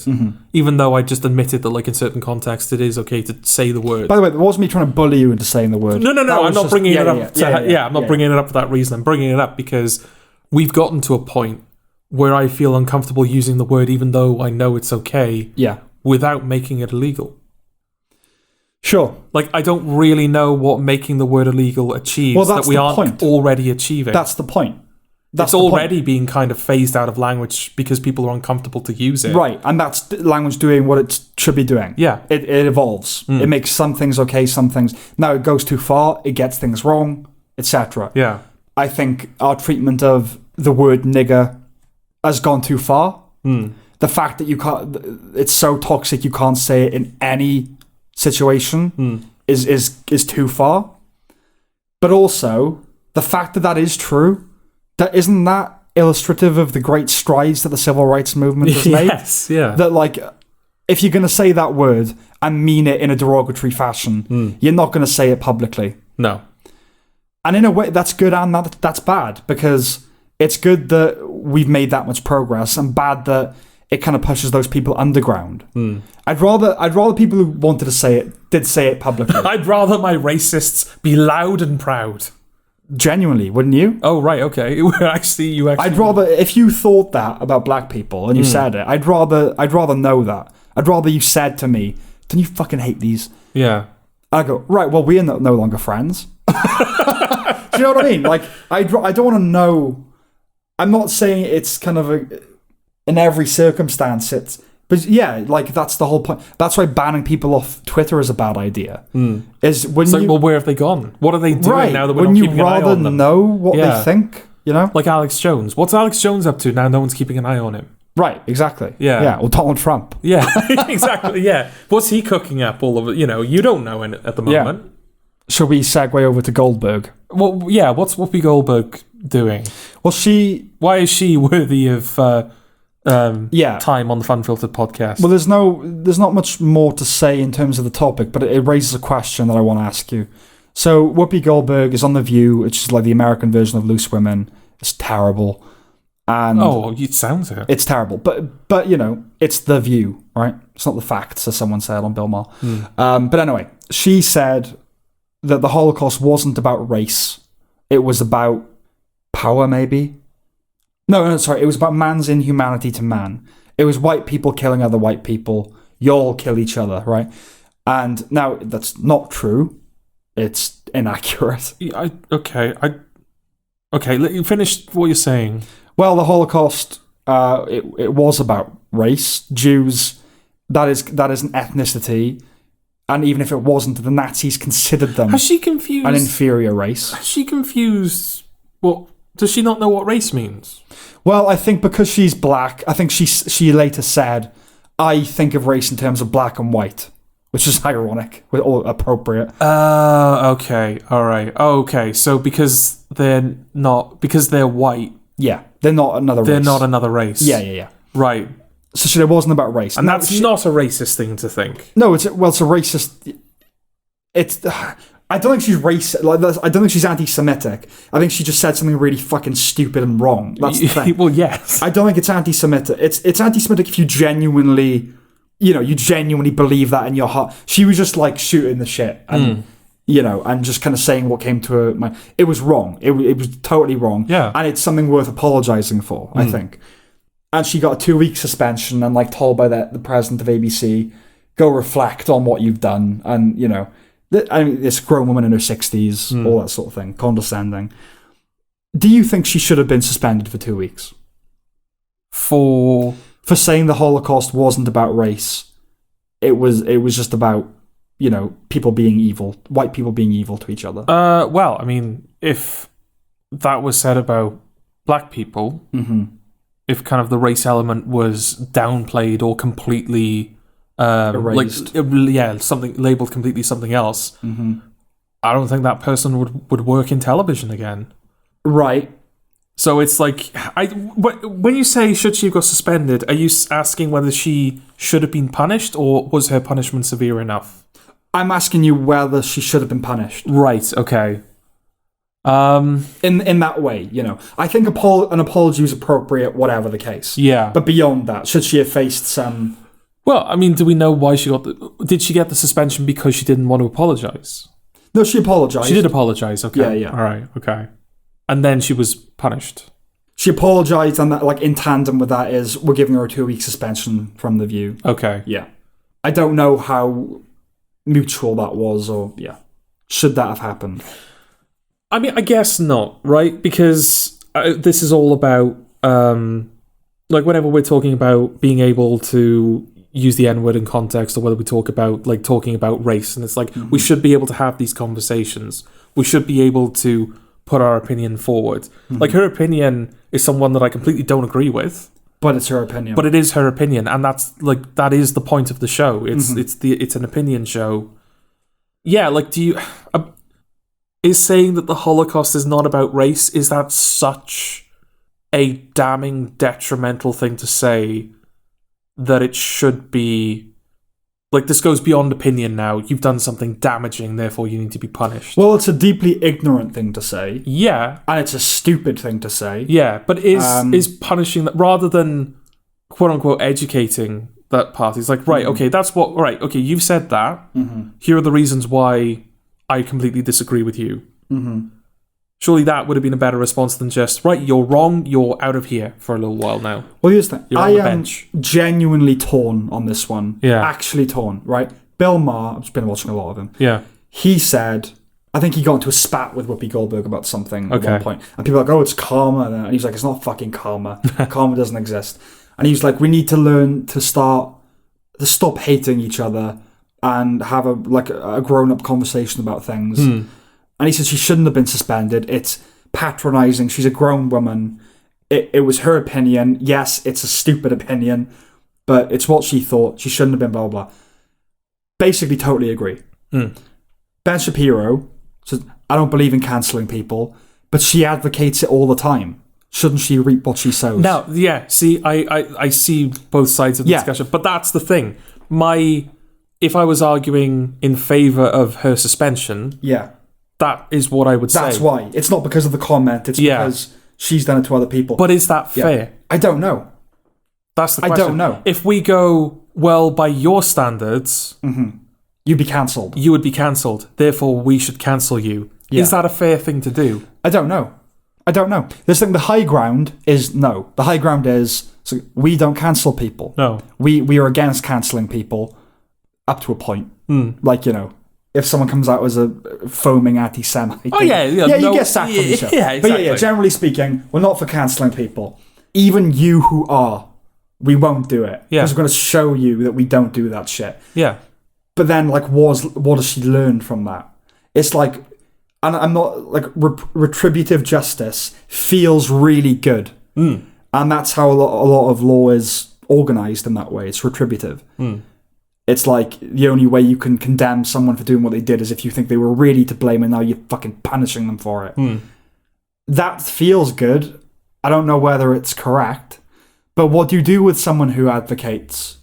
You know, it's like the whole thing people say, like, oh, you know, it's like people getting the death penalty. If you're a killer, you should get a death penalty. Mm. People who rape should get raped in prison. You know, it's that same instinct. Yeah. To an extent.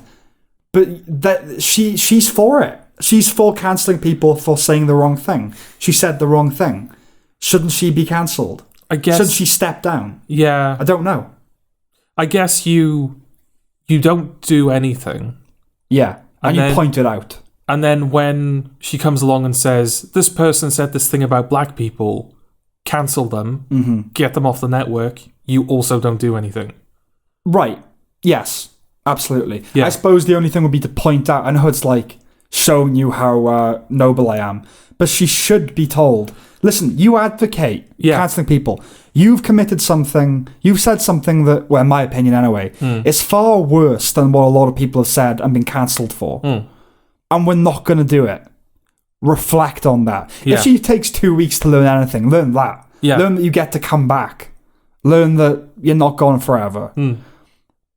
It is a tricky one, though, because I get both sides of it. I get you should reap what you sow. Yeah. But also, we don't do that. We don't cancel people. Louis C.K. masturbated in front of women with their consent. Yeah. You downplayed a genocide. Right. Yes. Jimmy Carr Yes. downplayed a genocide. Yeah. And people want him gone. Yeah. What do we think about that, the whole Jimmy Carr situation? Yeah, that's a... that one's weirder to me because it's Jimmy Carr. You know what you're buying. Did you not... it's like getting mad at South Park. It's like, did you not know going in that this was possible? Yeah. Not this specifically, but like this is what... Like, he even delivers it. I think, like, when he introduced the Holocaust, it's like, we're going to talk about the Holocaust now. And there's, like a groan from the audience. Because it's like, oh, it's Jimmy Carr doing a Holocaust joke. This is going to go well. Sure. Like, what is the joke? It's something like...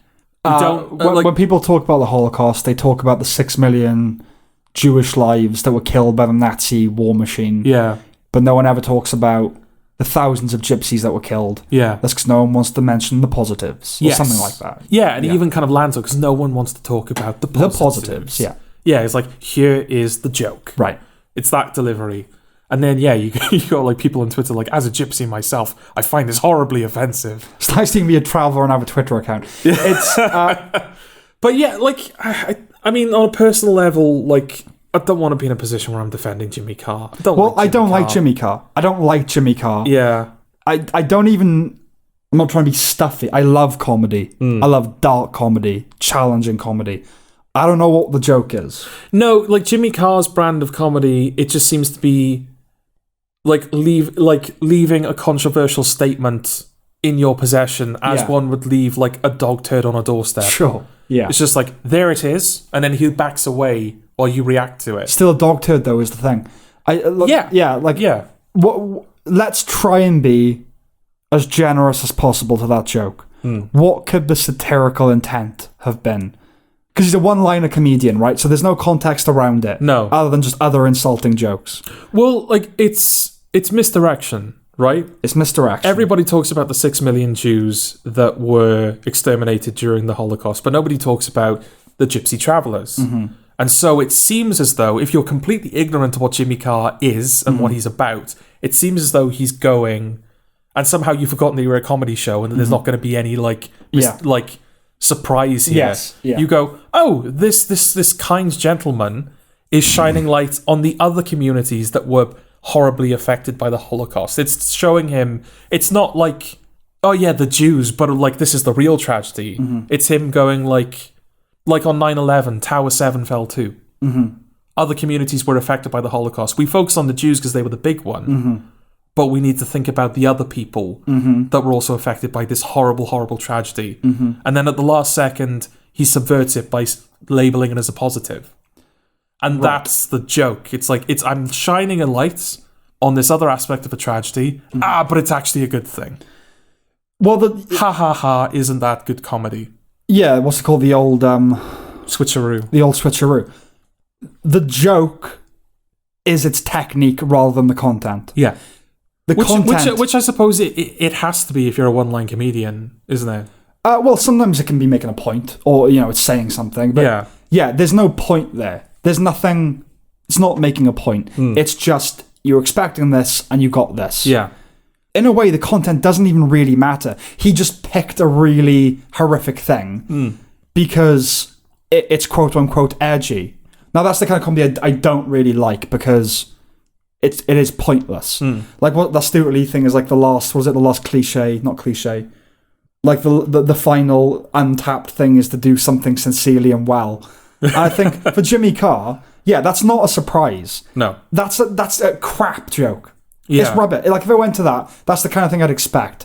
The surprising thing for Jimmy Carr to do would be to do, like, a bit, an observational bit about a subject, or make a sincere point, or whatever. Do you know what I mean? Like, just doing those offensive jokes is what he has done for over 20 years.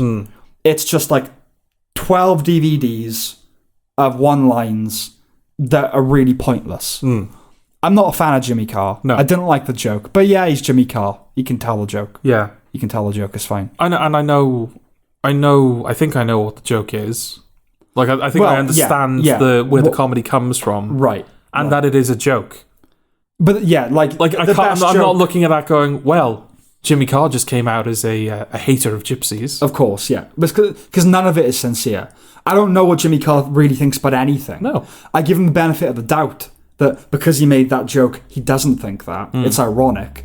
And I give him the benefit of the doubt that he's generally a liberal, if not a lefty. But I don't know anything about him at all. No. Because he's never made a point with his comedy. I'm not saying all comedy has to make a point. It can be absurd, it can be... But his is exactly the type of comedy I really don't like. Yeah. It's just not for me. But he should be able... There should be a relationship between... If not a relationship... The style of a joke and the content should both be funny. If it's just the style, I don't know. You lose something. Because, like I said, he could have done that joke about anything. But he chose the Holocaust. And it says nothing about that. No. It doesn't say anything about it. It's just the bottom at the end. If anything, it's like, this is an event that everyone knows, so the joke will land better because we're all working off a mutual understanding. It's the 13-year-old mindset of... Oh, yeah, let's go on, what was it, Wikipedia.com. Yeah. You just controversial jokes because you're testing the boundaries. Oh, yeah, like the amount of secondary school kids who told that joke the following day in school. Yeah, all the time. 11, 12, 13 racist jokes, like, all the time. Paedophile jokes, the Pope is a paedophile, blah, blah, blah, blah. Yeah, like, constantly. It's because you're testing the limits.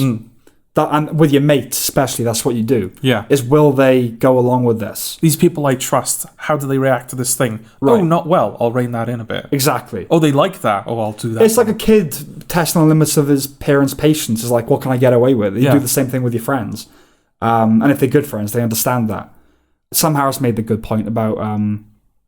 listen to his 20-minute thing on Joe Rogan. It's brilliant. He's just great at these things. Okay. Where he just solos about a topic. He said that these people, these activists, these people calling for Joe Rogan's cancellation, saying that word in the company of friends, they don't know what friendship means. They don't know what the meaning of friendship is. And he said, and when people say sorry, there has to be a mechanism for forgiveness. His quote was, "Forgiveness is a fucking miracle." That's what he said. Right. And it's like it's that Louis C.K. thing where he's talking with Patrice O'Neill. Oh, yeah. I love that thing. Patrice O'Neill's talking about the origin of kike, the derogatory term for Jewish people. He said when they came over to Ellis Island on the boats, they had a circle called the kikel, and that was stamped, and that's how they knew they were Jewish.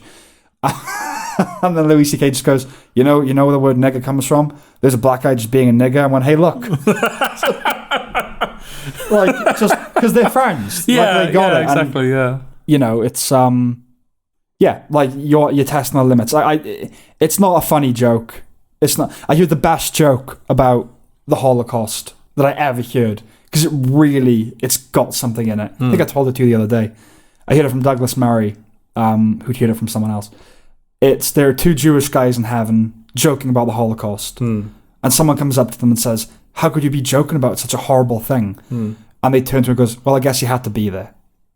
That's a fucking brilliant joke with a hell of a landing punch. Yeah. And like you go, ooh, yeah. Yeah. Yeah, man. That works that works. That's work. a good joke. Yeah. Final sort of thing in this sphere. Okay. I saw a Guardian thing. Oh, wonderful. End on the Guardian. Let's do that. Yeah, they were talking about masculinity. Or a guy on there was talking about, I don't know what he was. Talking about masculinity. Right, okay. It was, we work with masculinity. I think he was a drag king. So I guess it was a she. I don't know. We work with masculinity. He was a drag king. She was a drag king. Oh, she was a drag king. I guess if you're a drag king, you're a woman. Yeah, that works. We work with masculinity, which is toxic and boring and gross. So we have to find a way to make masculinity not only entertaining, but not toxic, and show people what healthy masculinity can look like. Now, a couple of things. Firstly, even within that statement, let's just say he, all right? Okay. It looks like a guy there. He's contradicted himself. Because he has said that masculinity is toxic and boring and gross. So we have to show them what healthy masculinity is. Right. So is there a distinction between masculinity... He's labelled all masculinity... As toxic. But there's such a thing as healthy masculinity. Yeah. Right. Masculinity is not toxic, it's not boring, it's not gross. I like that, though. Like, what's the last...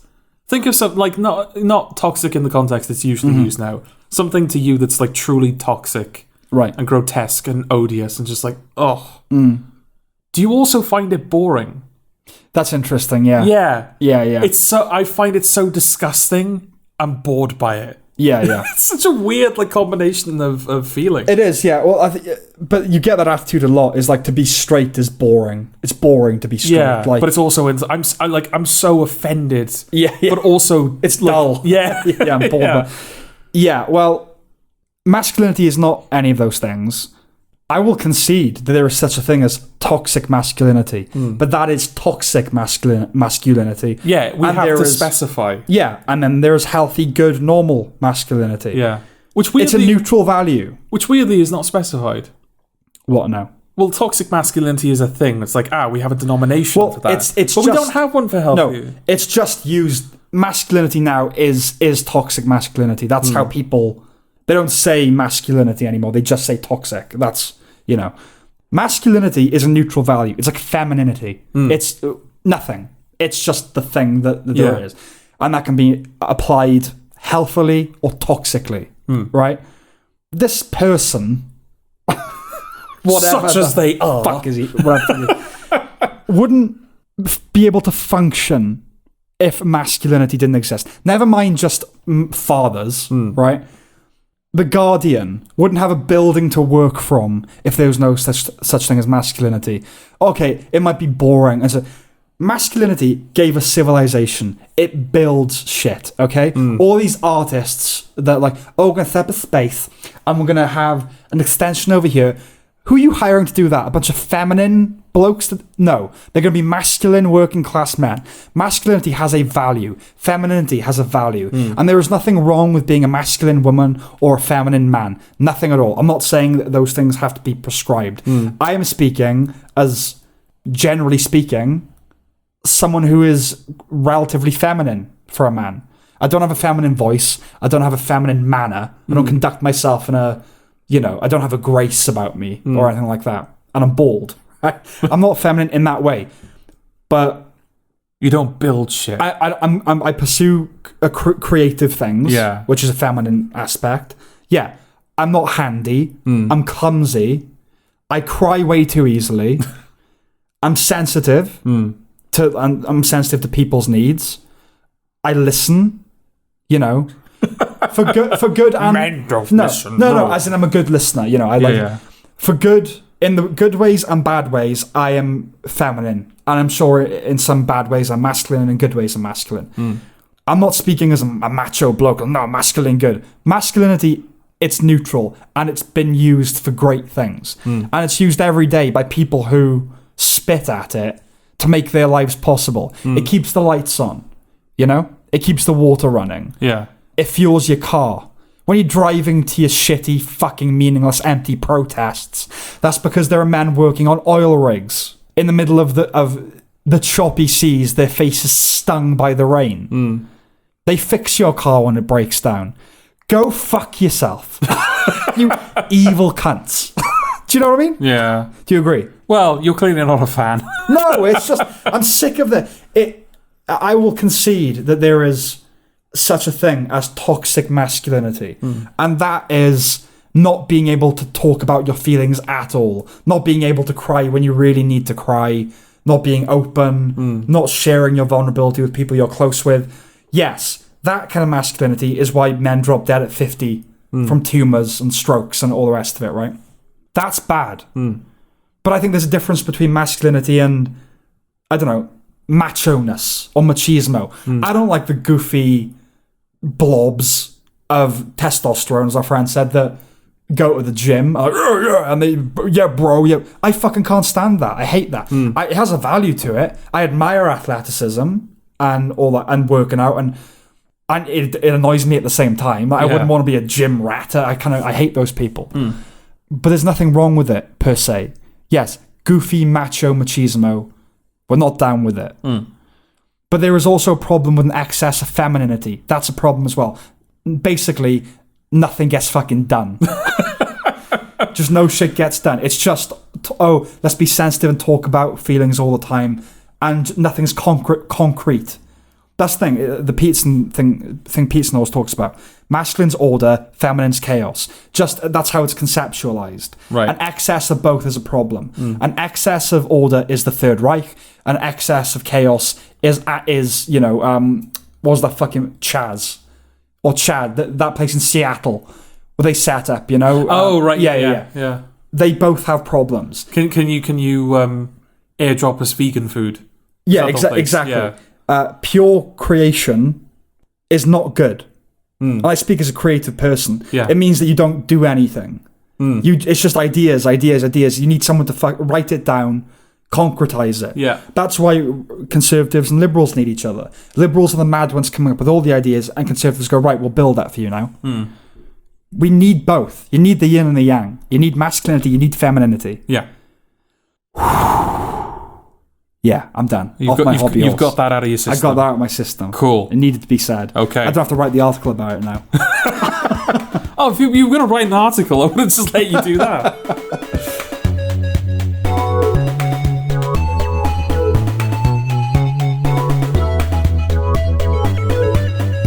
Right, we've got 2 films to talk about. Okay. Should we start with the one that's not last? Should we review? Okay. Should we review Nightmare Alley? I don't know. Is that the one that's not last? Yeah, the other one. Or are you just fucking with me now? No, I'm not fucking with you. Okay. Let's talk about Nightmare Alley. All right, let's do that. We haven't talked about it at all yet. I told you to watch it a while back now. Right? What, on the podcast? No, in life. Oh, I see. Okay. It was like, No. we haven't talked about it yet. This is the beginning of the discussion.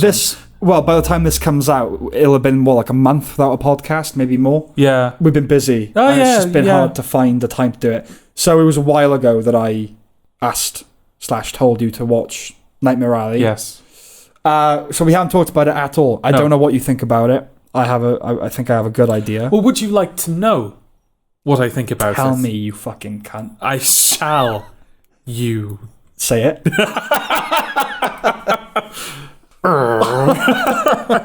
Nightmare Alley. I have opinions. Well, that's good for a review show. I had an opinion when it started. And a different opinion when it ended? Yes. Okay. Was the same true of you? Let's start like uber fucking vague. And then maybe we'll find a point as we go. Well, let me just clarify. So you liked it more as it went on? Well, I wasn't even implying that. I was just saying I had one opinion when it started and one opinion when it ended. Yeah. A different one when it ended. Okay. Yes, the same for every film, basically. My opinion somewhat morphs in there. Okay. I liked it. Okay. But I kind of liked it from beginning to end. It was kind of static the whole way. It didn't really go up or down. I was like, yeah, it's all right. Okay. It's good. And then it stayed that way to the end. Yeah. Is this recognised at both the Oscars and the BAFTAs? Or is it just the BAFTAs? What's it been recognised for? I think film. I don't know. No, it's not film. I don't think it's film. Maybe is it? No, it wouldn't be British film. No. Is it best film at the BAFTAs? It's best film and best British film. They have two categories. No. The Nightmare Alley is nominated. I didn't know it was. I don't think it is. I could be wrong. I don't think it is. There's definitely stuff in there. I think Del Toro's up for something. No, not director. Is he not? No, neither the Oscars. It's Del Toro and the film were up for the Critics' Choice Awards. Are up for the Critics' Choice Awards. Okay. And the screenplay. And Blanchett's been nominated for a few things. Right. And I mean, it's up for cinematography, I'm sure, at the Oscars and the BAFTAs. Yeah, of course. Maybe it's that then. I don't think it's director or film, though. I don't think it cracked the big ones. Well, the only reason I asked is because if it had been, yeah, the only thing I was going to say is it's weird that like Del Toro seems to break through as a genre filmmaker. Yeah, yeah, because it's always like we have the Oscar films, types of films that always show up at the Oscars, and then we have like one other one. Mm-hmm. In this case, Dune. Is Dune up for best film? Certainly at the Oscars. Okay, because this is really showing how little I know about that. How much I don't remember the nominations. Yeah. Well, I know Don't Look Up is one of the 5 films up for best film. Oh, fucking hell, yeah. It's one of the 5. Not even the 10, it's one of the 5. It's one of the fucking 5. And yeah, he's up for like way more than it should be, right? It's up for like screenplay. Oh, so yeah, it's one of the awards films. It's across the board, yeah. But yeah, like there's usually like it's the type of shit that you always see at the Oscars, and then there's like one really, really good genre film. Yeah. So like Mad Max. I think people would say Get Out. Get Out. Yeah. But Del Toro seems to be exempt from that. He kind of shows up. But he won Best Director for Shape of Water, didn't he? Yeah, well, Shape of Water, yeah. I mean, Pan's Labyrinth, I think, was up. I mean, that at the time, that was like, oh, that's the genre exception. Yeah. But now it's just like whenever he makes something, it seems to... He's an awards filmmaker. Yeah. I don't know. Is that weird? I don't know, not really, because it's genre, but it's not schlocky. You know, it has B-movie elements to it. Yeah. It's very formally and well made, isn't it? I wouldn't have called this like an Oscar film. No. But at the same time, it doesn't feel like it's filling that genre slot. Dune feels like it's filling that genre slot, where it's like, oh, Dune, good. I don't even feel that way about Dune. I mean, I know it's hard sci-fi, but it doesn't feel like that. Yeah. It feels like Lawrence of Arabia or something. Yeah, it's up for Best Picture at the Academy Awards. Nightmare Alley. Yeah. Oh, okay. Oh, you're right. Of the 10. Right, sure. Yeah, it's up for the 10. And then the British Film Academy, it's up for cinematography, costume design, and production design. Okay. And yeah, the Academy Awards is up for cinematography, production design, and costume design. Yeah, for some reason I thought like Del Toro was recognised, but he's not. He is the Critics' Choice. Okay. So maybe it's but not at the other two. Yeah, I don't really know what the tangent was for. I think just like, it's weird that Del Toro seems to be... exempt from the genre. Yeah, like he makes genre stuff, but he still gets nominated. Yeah. Kind of nice, I suppose. Yeah. There is someone they'll make an exception for. Yeah. So yes, in answer to your earlier question, yes, my opinion did become more positive. Okay. As the film went on. It's really strange, because like the film starts, it's a 2.5 hour film. Yeah. Bit daunting. Yeah, at the outset, Yeah, and then like as the film goes along, it sort of does a better job at justifying its runtime. Yeah. Like at the beginning, I was kind of like half an hour in, I was like, I don't know how it's going to fill another 2 hours. It's a film of two halves. Yeah. Definitely. It's the carnival and after. Yes. Yeah. And then as it gets towards the end, it's like, right, I see the purpose of the stuff that we saw earlier now. But yeah, so it like opens with like Bradley Cooper like setting fire to a house. Yes. Getting on a bus. He's at a carnival. Mm-hmm. He's offered a place to stay at the carnival. No, he's offered like work at the carnival. Yeah. Then he's offered a place to stay. Cliff notes. Mm-hmm. This is what it felt like to me. It felt like the film was giving me cliff notes. Mm-hmm. And so I led myself to the conclusion that this is the cold open, right? Okay. If this was like episode 1 of a TV series, this is the cold open where we see a character who's ultimately not important. Mm-hmm.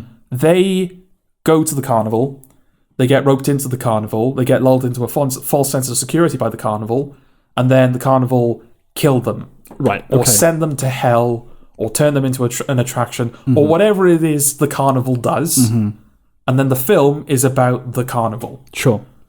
But it's like, it's Bradley Cooper, so it's like, okay, it's weird that they're like, he's the disposable character. What helped as well is that he doesn't speak at all. Yes, not for a long time. Not like in that first 10 minutes, he does not speak. And then there's a moment where they send him into the fun house to like go and get something or get someone.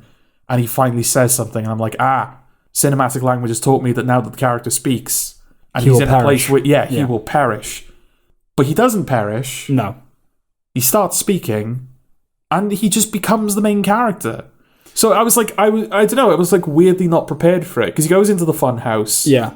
He meets Toni Collette, gets a hand job off her, and then we're just like into Act 1.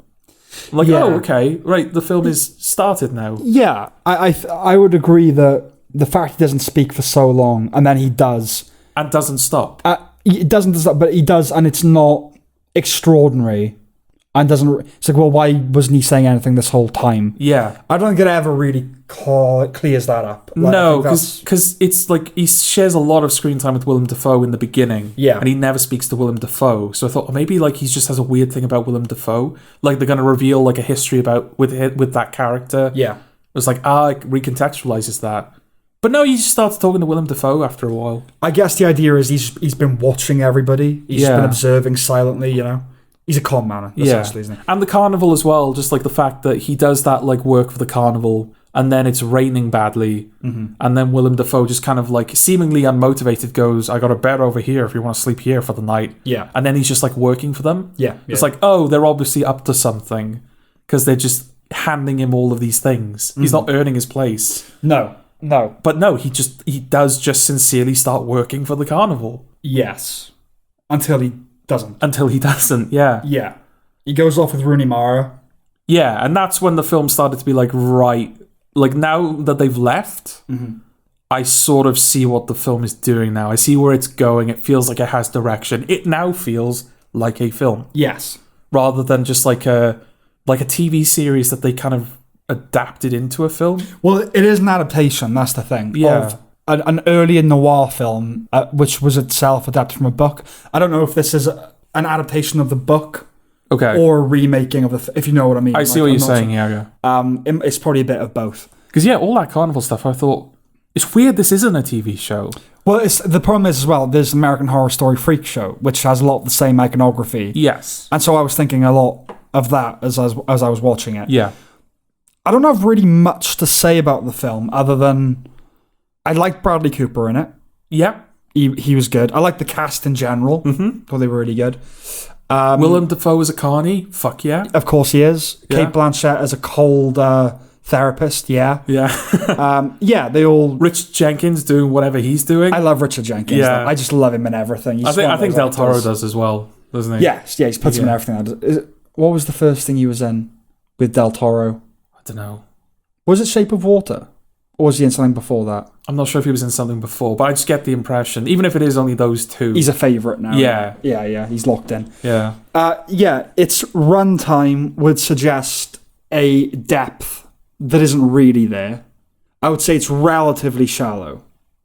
Yeah. Relatively. Don't get me wrong, I like the film, but it's straightforward. It doesn't kind of go that... Well, it is. It is a genre... It's a period genre piece. It's a period genre piece. My main note about it, it's a proper film.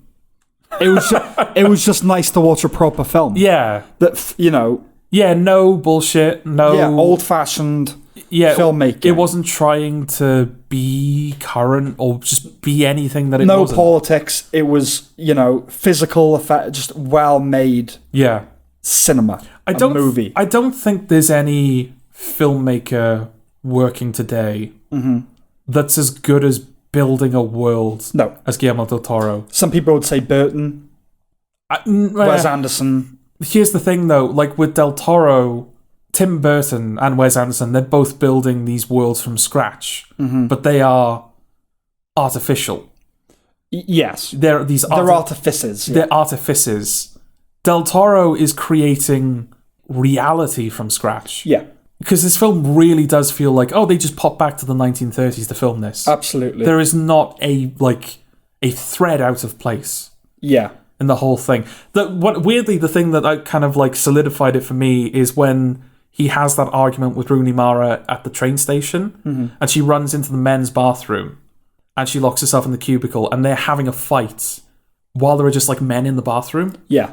And it's like a big bathroom as well, so you can see like a few people in the background. Initially, they're like focused on the commotion, but then they just go back to taking a piss and like drying their hands, and stuff like that. And I was just looking at it, thinking, there's nothing that like makes a world feel lived in more than just showing people living in it.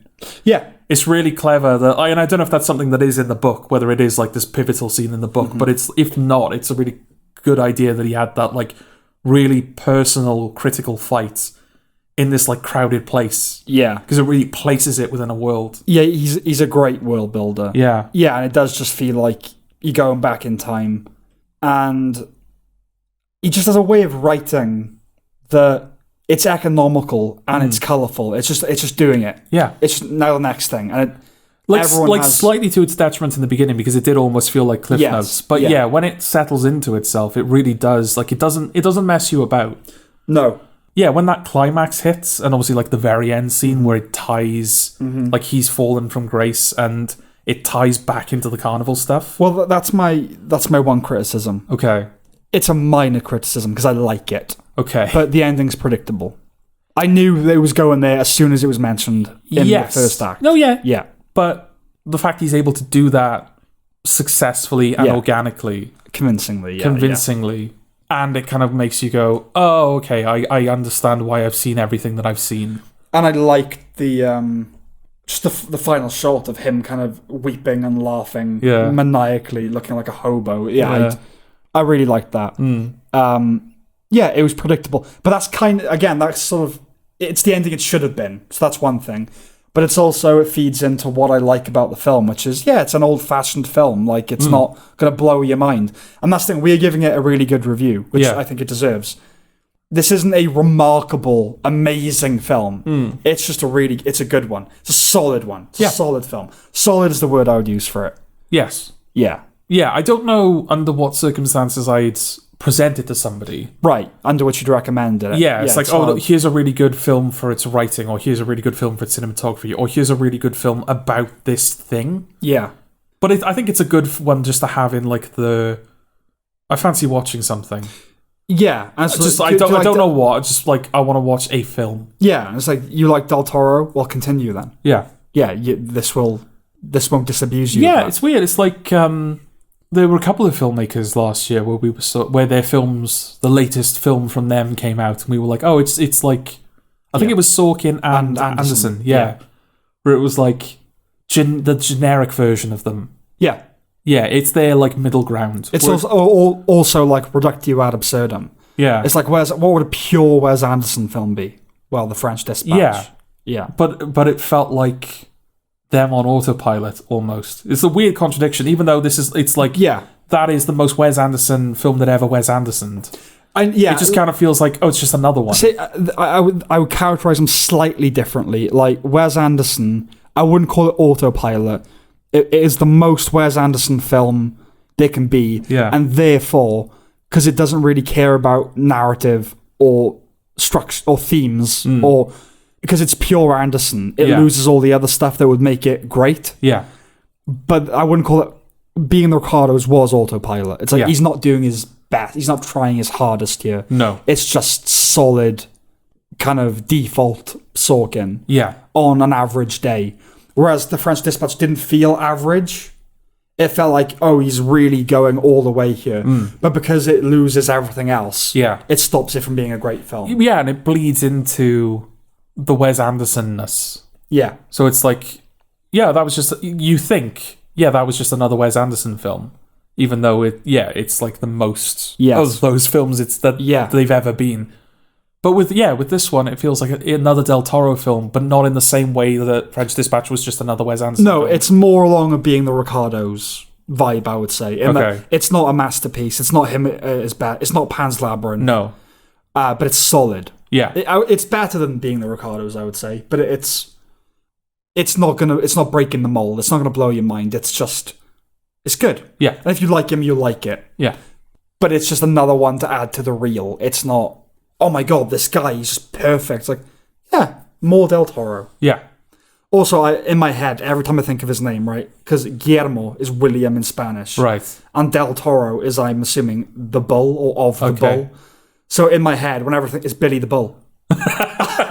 Guillermo del Toro is Billy the Bull. Yes. Yeah. The Shape of Water by Billy the Bull.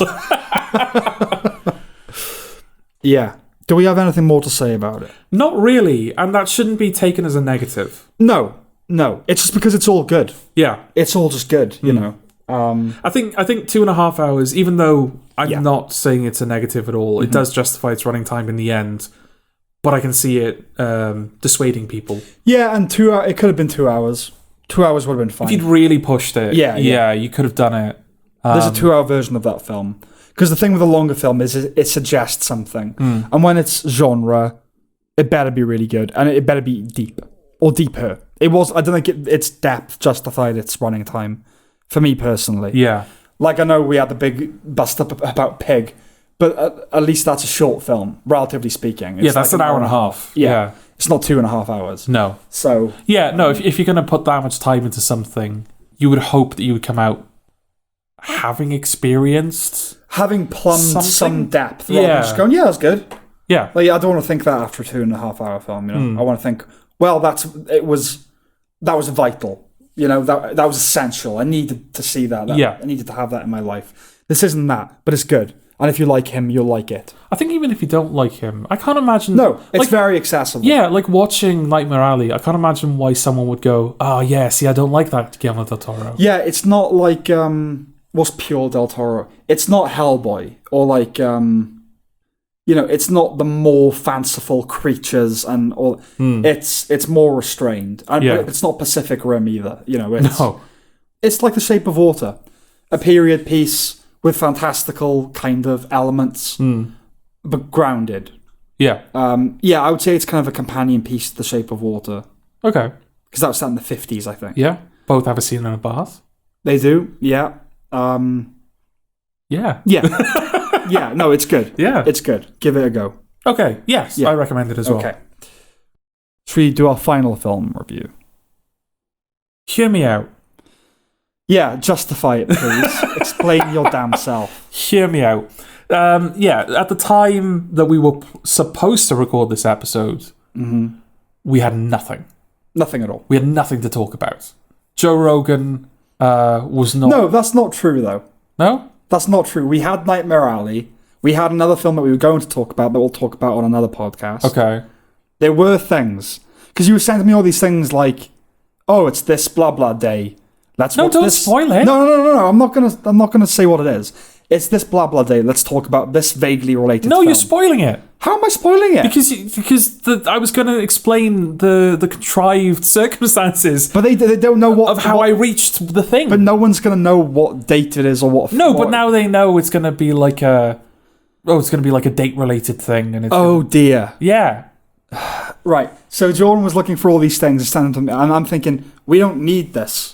We don't need to do this. Well, why didn't you say? Because I thought we didn't have stuff. Because you just kept carrying on. I thought, right, there must be a reason he's doing this. So go on. Well, yeah, like Joe Rogan wasn't the most evil person ever. No. Maybe. Like the awards, the nominations, I don't think they'd happened yet. Yeah. And we had 2 films, which... I'm not convinced. Okay. Carry on. I felt we needed more content. Okay. So I thought, how can we generate more content? Okay. And I noticed by happenstance that this is the 59th episode of the Funfiltered podcast. And February 28th is the 59th day of the year. Okay. Why is February 28th significant? Well, because it was a date that was vaguely close to when the episode was coming out. And I don't know how many times that's happened. I don't know how many times we've, vaguely coincided with the day of the year. What a nothing that is. No, I know. But, I was really, we have to talk about something. And I can't just be I'm going to talk about, a game that I played recently that came out, 10 years ago. There was probably one of the 20s that was near to a 20th, I'm sure. Well, we might have even released an episode on like the day of the month. Can you imagine? Can you imagine if we had done that? How amazing. We would have like coincided, Yeah. and we'd missed it. I was being sarcastic. Yeah. Go on. But no, because the next episode is the 60th episode. Yes. So it's like, oh, if we wanted to, we could be like, oh, it's the 60th, you know, it's a thing. What? Like, oh, we made it to 60, guys. Yeah. Woo. Right, okay. We could do one of those. Yeah. But I thought, oh, no, it's kind of funny if like 59 was that. It's like, oh, this is the event episode. Right. Have we been in the event episode? No, this is not the event episode. This is when I was trying to figure out the thing. Right, okay. So I thought, well, what? Okay, 59, how would we mark the occasion? Oh, it's coming out like kind of close to the 59th day of the year. What is the 59th day of the year? Right. Because every day is a day, right? Mm-hmm. Every day is something day. Mm. So I was having a look through, and it turns out that the 59th day of the year, February 28th, is National Teeth Day. No, hang on. Yeah, no, go on. Yeah, it's like National Teeth Day. Right. Or Look After Your Teeth Day. Okay. Or something like that. Okay. And I was reading the thing, and it said you can celebrate this by watching one of these, like experiencing like a piece of tooth-related media. Right. And I gave a list of films, and amongst those films was Tooth Fairy. Yeah. And I thought, I'm going to get Sam to watch Tooth Fairy. You do realise, incidentally, that we told him what was coming up. So it was never going to be a surprise anyway. Yeah, but it was like 3 years ago. They would have forgotten by now. Or I just realised that however myself. long this episode has been, yeah. We're all quite short. No, we're doing all right. For us, yeah, we're doing all right. Yeah. But yeah, no. The Tooth Fairy. No, just Tooth Fairy, right? It's not the Tooth Fairy. No, I think it's the Tooth Fairy, isn't it? No, I don't think it is. Oh, well, you're the expert. I don't know. I'm really not. I think it's Tooth Fairy. Okay. I think there is a film called The Tooth Fairy, so they called it Tooth Fairy. As I pointed out to you, there's also a film called Teeth, which is about a horror film about some woman who has teeth in her vag. Yeah, we could have watched that. But we didn't watch that. We also could have watched the How to Train Your Dragon trilogy. Why? Toothless the Dragon. That's just scraping. The title, at least, has got to conform to it. No, but like if we're going with contrived, we don't have to though. We don't have to go with contrived because that's the great thing. Like I've like the contrivance to get to where I am now. Yeah, and like I've twisted it so far. It's like, and now we're reviewing an animated trilogy. Now anything's possible. Yeah, exactly. Yeah. But no, I thought I'd settle with just like a bad family comedy. Okay. Do you think it's a bad family comedy, Sam? Yeah. Did you not enjoy Tooth Fairy? No. Did you not enjoy Dwayne The Rock Johnson at a time where he was still The Rock? I think. Yeah. Did you not enjoy Dwayne The Rock Johnson in The Tooth Fairy? I did not enjoy Dwayne The Rock Johnson in The Tooth Fairy. Did you not enjoy Stephen Merchant in The Tooth Fairy? I didn't even enjoy Stephen Merchant in Tooth Fairy. Well, that's a damning statement, isn't it? Whenever Stephen Merchant brings it up, weirdly brings it up a lot because on the press talk. I think you would. I think if you were complicit in The Tooth Fairy, you'd bring it up. Only in this context. Fighting with My Family, which he directed, was produced by Dwayne Johnson, who has a cameo in it as well. Yeah. And so he often talks about how they met. He said, we met doing a film called Tooth Fairy. You're welcome. He knows. Yeah. Oh, he knows. Yeah, it's rubbish. It's fucking wank. Yeah, it's what it is. It's fucking wank. It's the first shot is a product placement. It's literally just like the opening Coca-Cola. Image. Yeah. The title card is like a Coca-Cola product placement. Yes, and that's not an exaggeration. It's the opening image and the title card. It's a Coca-Cola banner. Yeah. In the stadium, the ice hockey stadium. Yeah. So what's it about? It's about a hockey player. Yeah, ice hockey player. Who I don't watch ice hockey. Nor do I. I don't know the rules of ice hockey. Nor do I.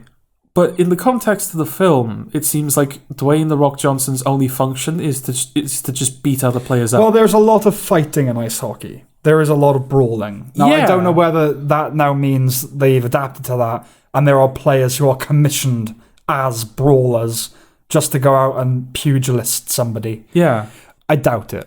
That probably is a dramatic invention for the film. Because it's a hell of a... Because like he has his own like theme music, and he has accompanying graphics, and he goes out and he beats a person up, and the crowd cheer. He's called the Tooth Fairy. He's called the Tooth Fairy because he knocks the teeth out, yes. And yeah, he even has like a persona that he... Yeah. It's like they're really, really, really pushing like this... Oh, he's a wrestler, so now he's like... We can't actually make him a wrestler because we can't quite get that to work, and it's not family friendly enough, I think. Yeah. So he's like an ice hockey player, but the function he serves in the ice hockey rink is basically the same as wrestling. Well, this is a kind of an open observation, if you will, but I don't know, again, anything about ice hockey. I don't know what so jockeys, they have to be short, tiny. Basketball players have to be fucking tall. Olympian. Yeah. And by Olympian, I mean like Mount Olympus. Yes. Not Greek? Well, not an Olympic athlete. Oh, I see. Okay. I don't know what ice hockey players, if there is like they generally look like this, but it doesn't feel like they look like Dwayne Johnson. No, he feels wasted as a... Dwayne Johnson looks like a wrestler or a boxer, or he does not look like an ice hockey player. Or an NFL player. Or indeed, an NFL player. Not an NHL player. Yeah. Could he not be why ice hockey? Why not like an NFL player? Because WWE did that, I can't remember what it was called now, but they did like a extreme football or something. Oh, is it a gridiron or something like that? I don't know what it was, but yeah, it was basically like, it was American football, but you could like fight them on the pitch. Yeah. And they only did it once because it was like really fucking not okay for the players involved. Oh, they did it in real life? Yeah. Oh, I thought it was the film. Yeah. No, Right, it's actually like it's an actual event they held where it's like no holds barred. You're allowed to be violent while playing American football. Okay. And as you can imagine, it did not last long at all. No. Sounds like the longest yard. He's this guy, the Tooth Fairy, and he has a girlfriend. Who has children. Who has 2 children. One is a emo teenage kid boy. Yeah. And the other, a little girl. A bright-eyed, young... Tooth-dropping... Toddler. 6-year-old that's in every film girl. Yeah. Her. Not the actress, by the way, just that type. Yeah, that character type, yeah. And emo kid is all emo kids in all films. Yeah. Yeah, he's that guy. Yeah. Ugh. God, you're lame. He plays guitar. His hair comes over his eyes. Yeah, it's not black, which annoyed me a bit. Yeah, it's like they couldn't quite stretch to it. Yeah, but yeah, his hair goes over his eyes, and he plays guitar. And he scoffs at everything. Yeah. So he's seeing this woman, and then he's in debt, I think. Yeah, this is broke. like a weird. Again, like I don't know how much ice hockey players get paid. Nor do I. But if they have like a stage name, if they're a personality, like a bit, because that character, if he was really established as the Tooth Fairy, like I've heard of one ice hockey player, and that's Wayne Gretzky. Right? He's a hockey player. Well, I've heard of him because he's considered the best ever. Right. He's just come up in places. Okay. I don't know any other ice hockey player, and we had a friend who liked the Cardiff ice hockey team. That's all I know about ice hockey. Okay. But I would think that if the Tooth Fairy was a thing and he was an ice hockey player, then that character would be offered films called The Tooth Fairy. He'd be a household name. Which, like, the film we watched could have been a film they made for The Tooth Fairy. Yeah. You know? Yeah, no, he would be the ice hockey player that people who don't watch ice hockey know. Yeah, he'd be Wayne Gretzky. Yeah. I know it's like a lower league or something, isn't it? Yeah. Or, I don't know. But no, he's in a position where he has to steal Tooth Fairy money from under his girlfriend's daughter's pillow because he's that strapped for cash. Yeah. And it's not like this... Well, he de-dentals people a sufficient amount that they have their own... Like, what would you call it? Like on the scoreboard, they have their own... Yeah, it's not quite a graphic, but like they've got they've like constructed they've got the lights synchronized and programmed in such a way that it creates like the tooth that goes around. Flying out. Yeah. Carry on. Yeah, because they don't even play it as like, he's just a bad person. No. It's like, I have the money, I'm just going to steal the money because it's convenient, and also she needs to learn that the Tooth Fairy doesn't exist at some point, so I'm actually doing her a favour. No, he legitimately just doesn't have the money. Yeah, she takes the $1 that he gave her. Yeah? $1, by the way, to play poker. Yeah. I don't know anything about poker either, but... He didn't have enough money to, like, enter. Like, he didn't have enough entrance money. But that $1 made all the difference. And then, so he wins, I guess, because in the next breath, he's offering her a lot of money. Yeah, he's like bribing her. Yeah. Like as the mother is like pretending to look for the money, but she's actually getting more money out of her purse. Yeah. He like gets out like a wad of cash and goes, right, you tell me to stop when the Tooth Fairy came. Yes. You know? Yeah. Which is the only bit we laughed at. Oh, I wasn't even in the room. No, you went for a cigarette. I think I went for a sandwich. Oh, right. Okay. Yeah. But no, like that's like, oh, he's bribing her now. It's a weird turn this film took. And then what happens, George? What's the inciting incident? And then he goes to tell her that the tooth fairy isn't real, but the girlfriend intervenes and goes, "Oh, I found your money. It was on the floor all along. You stupid kid. Go get the money." Yeah. And so Dwayne "The Rock" Johnson goes to home. Yes. To bed, into home, and he dreams that he has wings. Yeah. And then he is in Tooth Fairy corporate headquarters. Yeah. Because this is one of those films. It's not a dream, you should say. Well, no, it's framed as a dream. Yes. And then it's not a dream. That's not. Oh. Yeah. But this film does the thing where it's like, hey, like the... I hate it. I hate it. The fantasy thing that you're all familiar with. Yeah, it's just like this big corporate office thing. I don't know why it ticks me off as much as it does. Because it's not like a trend or trope that you see that often. Not in stuff of this caliber. Like we said before, like university films. That's basically all they are. That might be what it is. It just seems so lazy. Yeah, it's like... It's the equivalent of a Jimmy Carr joke. It's like, oh, I'm doing... It's an offensive joke. It's like, it's their version of, oh, wouldn't it be funny if we like made adult and boring this fantastical thing? Yes, exactly. It's such an easy thing to do. No, it is, yeah. And it's like, oh, also we're kind of saying something about it because it's all like that. And I think it's because because it's done at that level, it's one of those things where everybody thinks they're the first person to do it. Right. I thought I was being like clever when I did the whole, death is like bureaucratic. It's bureaucratic, yeah. Like the person who's just died is being confronted by someone who's like asking them questions about their life and their death to see where they go. Mm-hmm. Yeah, like limbo is just paperwork to decide if you go to heaven or hell or not. Yes. Oh, isn't that such a clever, wonderful idea? Turns out it wasn't. Every fucker does it. Every fucker does it. Yeah, that and like filming something on a beach. They're the two university go-tos, which you also did. Yeah. Not for your project. Oh, shit, did we film something in black and white? We might have filmed something and then put it in black and white. We didn't. There was like one of the first films I saw somebody make at uni was like a suicide film. It was someone... A snuff film? No. It was just like they were depressed, so they committed suicide. On film? Yeah, no. But like... Yeah, I get you. But yeah, it was in black and white, and they were moping around the house being all miserable. Yeah. And then they went for a walk, and then they ended up at a train station, and they jumped.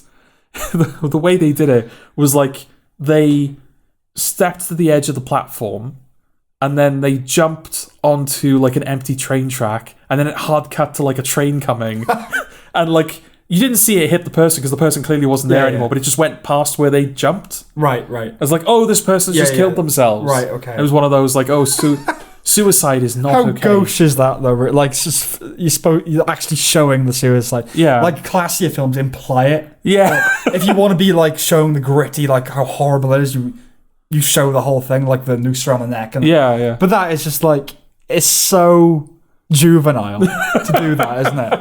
Rather than implying it. Or... It was clearly like budget limitations, but it was also just the immaturity to know that like this is not a tasteful way of like bringing attention to suicide or whatever it is they were planning to do. Budget limitations should inspire innovation and like clever storytelling. Yeah. It's like you imply what they're going to do rather than, that's more subtle and it's more rewarding. You don't just like film it shit. Yeah. So they do that. But they don't even do it well in Tooth Fairy. Because Julie Andrews? Yeah, the depressing thing is I had watched Mary Poppins, I think, the day before. Oh, no. Yeah. Oh, no. So what a fall from grace. No. Yeah. She even does the thing where she, like, flutters down, doesn't she, in the Tooth Fairy? Yeah. But, again, filmed shit. Because she's just clearly standing and they're, like, moving the background to make it look like she's the falling. wings are shit, aren't they? They're, like, stuck on... that has to be a joke, right? You'd think, but I no. It's a joke that I think is slightly above the film. It's above the film. It's a Garth Marenghi kind of joke. Yeah. I think it's purely... There are so many of them, the extras. They just made up some wings and stuck... Yeah. Because there are loads of them. There are like hundreds of them at some point. Not only are they like felt wings that are too small for the people and have like that kind of like fake feathery... like pillow stuffing stuff around them. They've got holes in them. Yeah. Billy Crystal's wing is stuck on with sellotape. Oh yeah, he's in it. Yeah, that's depressing that you bring in Billy Crystal to do what's clearly 10 minutes of improv. Yeah. And it's just that thing of they set up the camera and they film him being Billy Crystal. Yeah. That's welcome. I like Billy Crystal. Yeah. But it does get jarring when I think I said to you, like, this scene is still happening. Yeah, it is. It's like a cue scene. They literally used all the improv that they filmed with Billy Crystal. Yeah. They must have done. It's the scene where he goes to the gadget guy. Yeah. And like, here's your blah, blah, here's your blah, blah. It's the cue scene. It should be a couple of minutes. And it's just him riffing. Yeah. And going off on tangents, and I didn't mean that, I meant this, and I'm going to talk about this. Like, why am I still watching this scene? And like, in fairness to them, I think he does use every gadget that is introduced to him. Okay. But even so, Yeah. you probably could have filmed a version of this film where he doesn't have to use the 19 gadgets that Billy Crystal shoves at him. Yeah. But yeah, Julie Andrews is like the head of the bureaucratic Tooth Fairy Bureau, whatever it's called. It doesn't have a name. They didn't even do that. They didn't even call it, like, oh, hello, Dwayne "The Rock" Johnson. Welcome to Tooth. Which stands for the blah, blah, blah, blah, blah, blah. Yeah, the organisation of... Yeah. You know, the organisation of tooth handlers. Yeah. Yeah, I could parry that. Off the cuff. Oh my god, that was so fucking good. No, the problem... One of the problems is, like, okay, fine, you're doing the tooth collection is a bureaucracy. I never know what they do with the teeth. Yeah, she keeps saying, like, oh, the reason that we're, like, you're on Tooth Fairy duty, Dwayne "The Rock" Johnson. Yeah. Which, again, could be, like, a funny little thing where it's like, oh, it's like jury duty. Everyone has to be a Tooth Fairy. Right, yeah. But the problem... there are a lot of, I suppose for 2009, more timely, fairy jokes. There are a lot of fairy jokes. They fairy hats.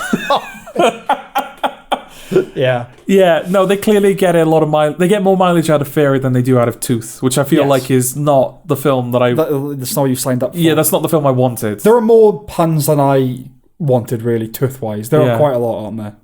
Yeah, there's a few, but they really, like, they're on it with Fairy. It's like everything. So get your fairy hands off me, you fairy man. Yeah. You want a fairy fight? Like, it's literally, like, all the time. Yeah. But yeah, like... You got AIDS, Fairy? Yeah. It's like with Santa, right? I know why it's pure benevolence, isn't it? He's just like he wants children to be happy if they've deserved it. Yeah, I get that. Never really clear on why they collect the teeth. No, because that's the thing. Yeah, his punishment is like, oh, the reason that we are continuing to punish you is because you violate the ethics of fairydom or whatever it is they're saying. Whatever, yeah. Like it's against our code. It's against our creed. Well, I'm not a fairy. Yeah, so and also, what is your fucking creed? It's just like it's like the Danish cartoons. It's like, oh, in Islam, it's profane to draw the prophet. Well, I'm not a Muslim. I can draw it. Yeah, it's fine. You don't have to. Yeah. Fucking look at that. It's just standing in front of the Muslims, going, "Look, he's got a beard. Oh, look how long his beard is." But yeah, you can't violate the fairy code of ethics if you're not a fairy, can you? It doesn't make any sense. No, it doesn't. But also, what the fuck are the fairy code of ethics? Yeah, why are you a tooth fairy? What do they do with the teeth? At the very least, he says that, doesn't he? He says, like, "Here's your tooth. Do whatever you want with it." ... Cheers. Yeah. Oh, you're not going to answer that. Yeah. I thought, right, the one thing about... Well, I know Stephen Merchant's in it. He had a bigger role than I knew he would. Yeah, he's like the secondary... Like, in terms of the fairy world, he's the secondary character. Yeah, he's his direct kind of overseer, his manager. Nah. He didn't do it. He didn't bring it. He didn't bring the Merchant. Well, he was Stephen Merchant. But it was, them big eyes. It was way too much, though. Yeah, it was gurning. It was a gurning performance. He knew he was in a family film. Yeah. It was big. It was a big performance. He knew he was in a family film, so he's like, oh, I'll get the nightmare eyes out. I know. Yeah, they're not goofy. They are terrifying, aren't they?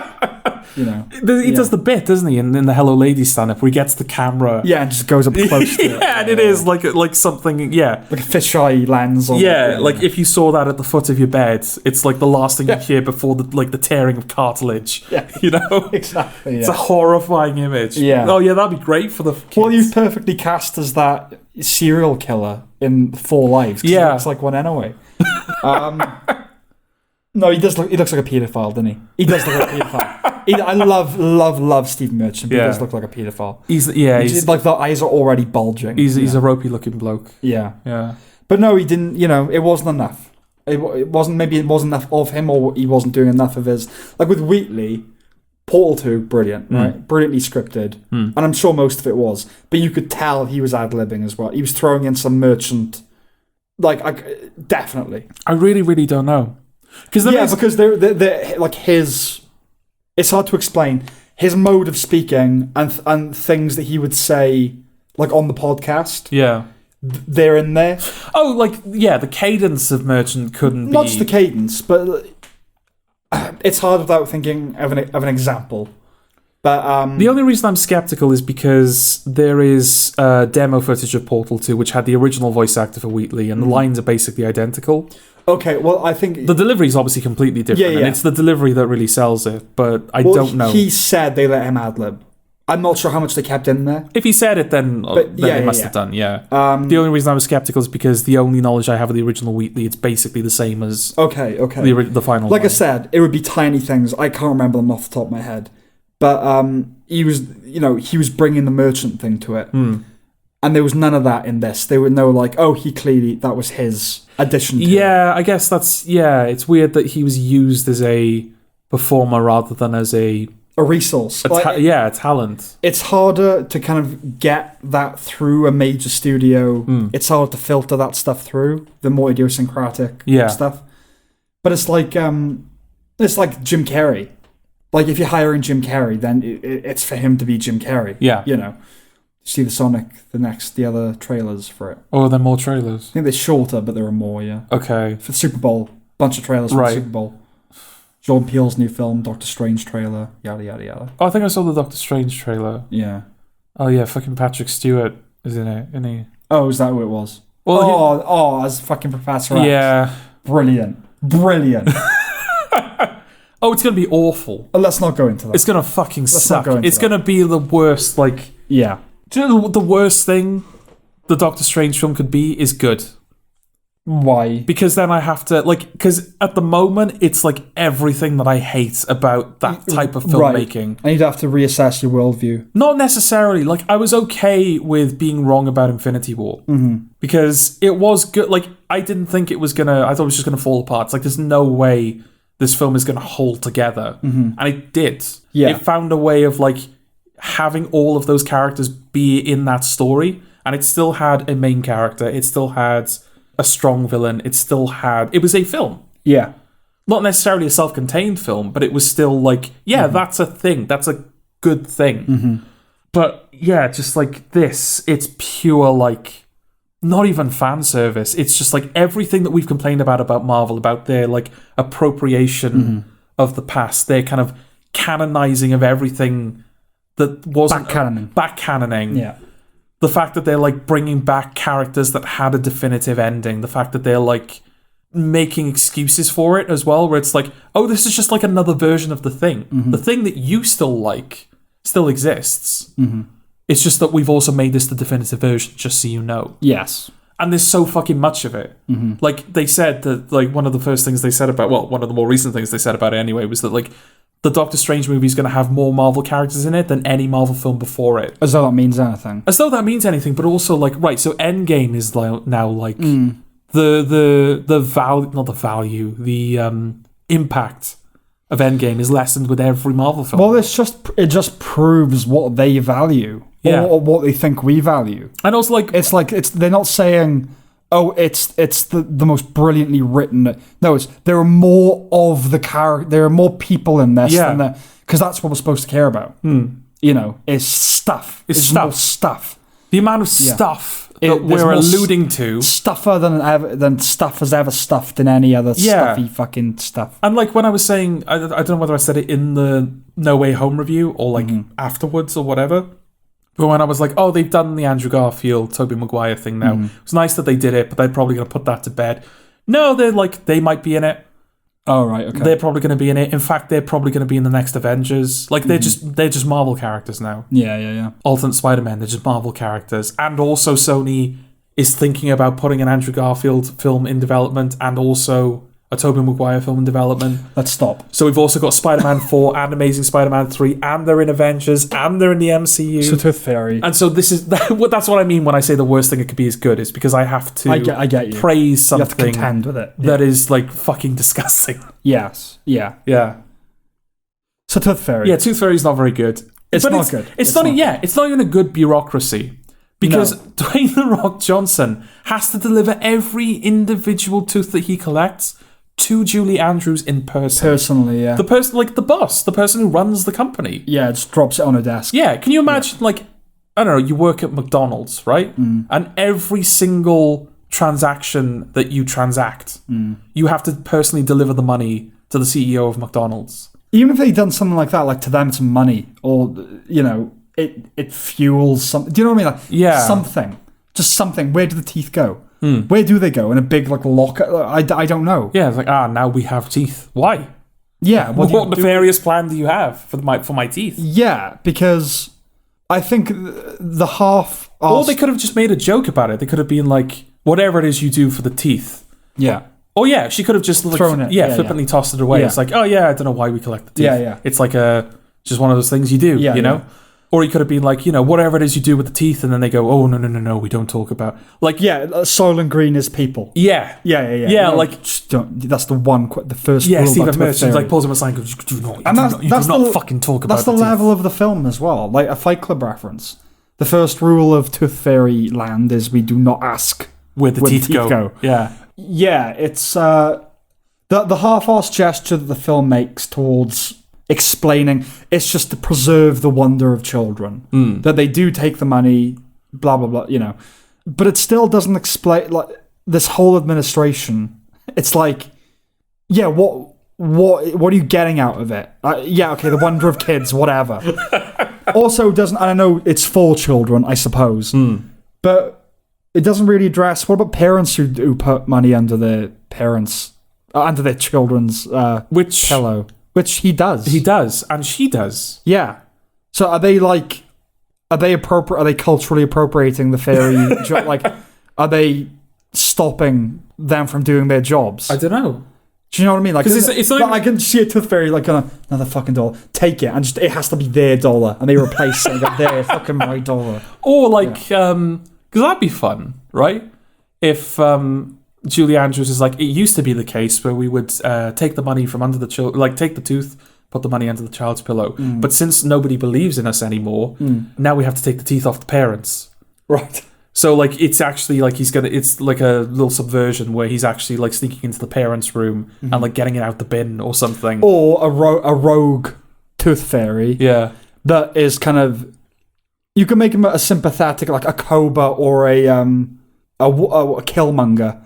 Where, like, I sort of get it. It's like because no one believes anymore. I sort of get it. Yeah. Okay, go on. As in, like, they're sympathetic villains, aren't they? You get where they're coming from. A tooth fairy, like, everyone's lost their faith. Yeah. And he's like, fuck these humans. They don't, like, care about wonder. Right. And so, he goes to the children's bedrooms and he takes the dollar. He takes the money and puts the teeth out. Yeah. It's a great, like, what great villains. Like, he's profiting. And so now it's like... we were about, like, it's this weird, like, symbiotic thing because Tooth Incorporated or whatever the fuck they're called, they're like, look, we were about to go under. Like, all children had lost faith in the Tooth Fairy. There was no business left. And then this guy comes along. And now our pure responsibility, the only thing that we do now is we replace the teeth that he replaced with the money with. Yeah. So, like, even though this guy stands for everything that we hate, we have to, like, keep him around. Because he's the only way that we generate business. Yeah, because also, he's taking the money. So it's not even like... Not only are the parents taking the jobs away from the fairies... the kids don't even have the wonder. Because they don't get the money and the teeth aren't taken. So they're just losing across the board. This guy is like a fly in the ointment. Anyway, that's not the film we watched. No. The film we watched, he goes to houses. He doesn't even...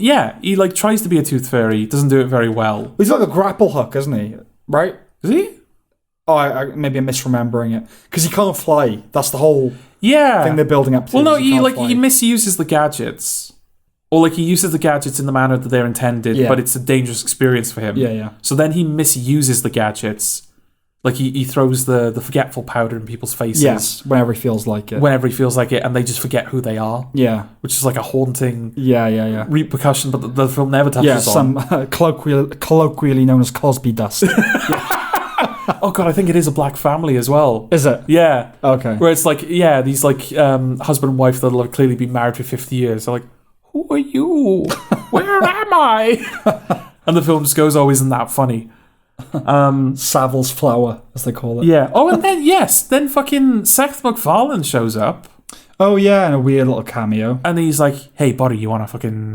Yeah. You want to fucking buy some gadgets on the cheap?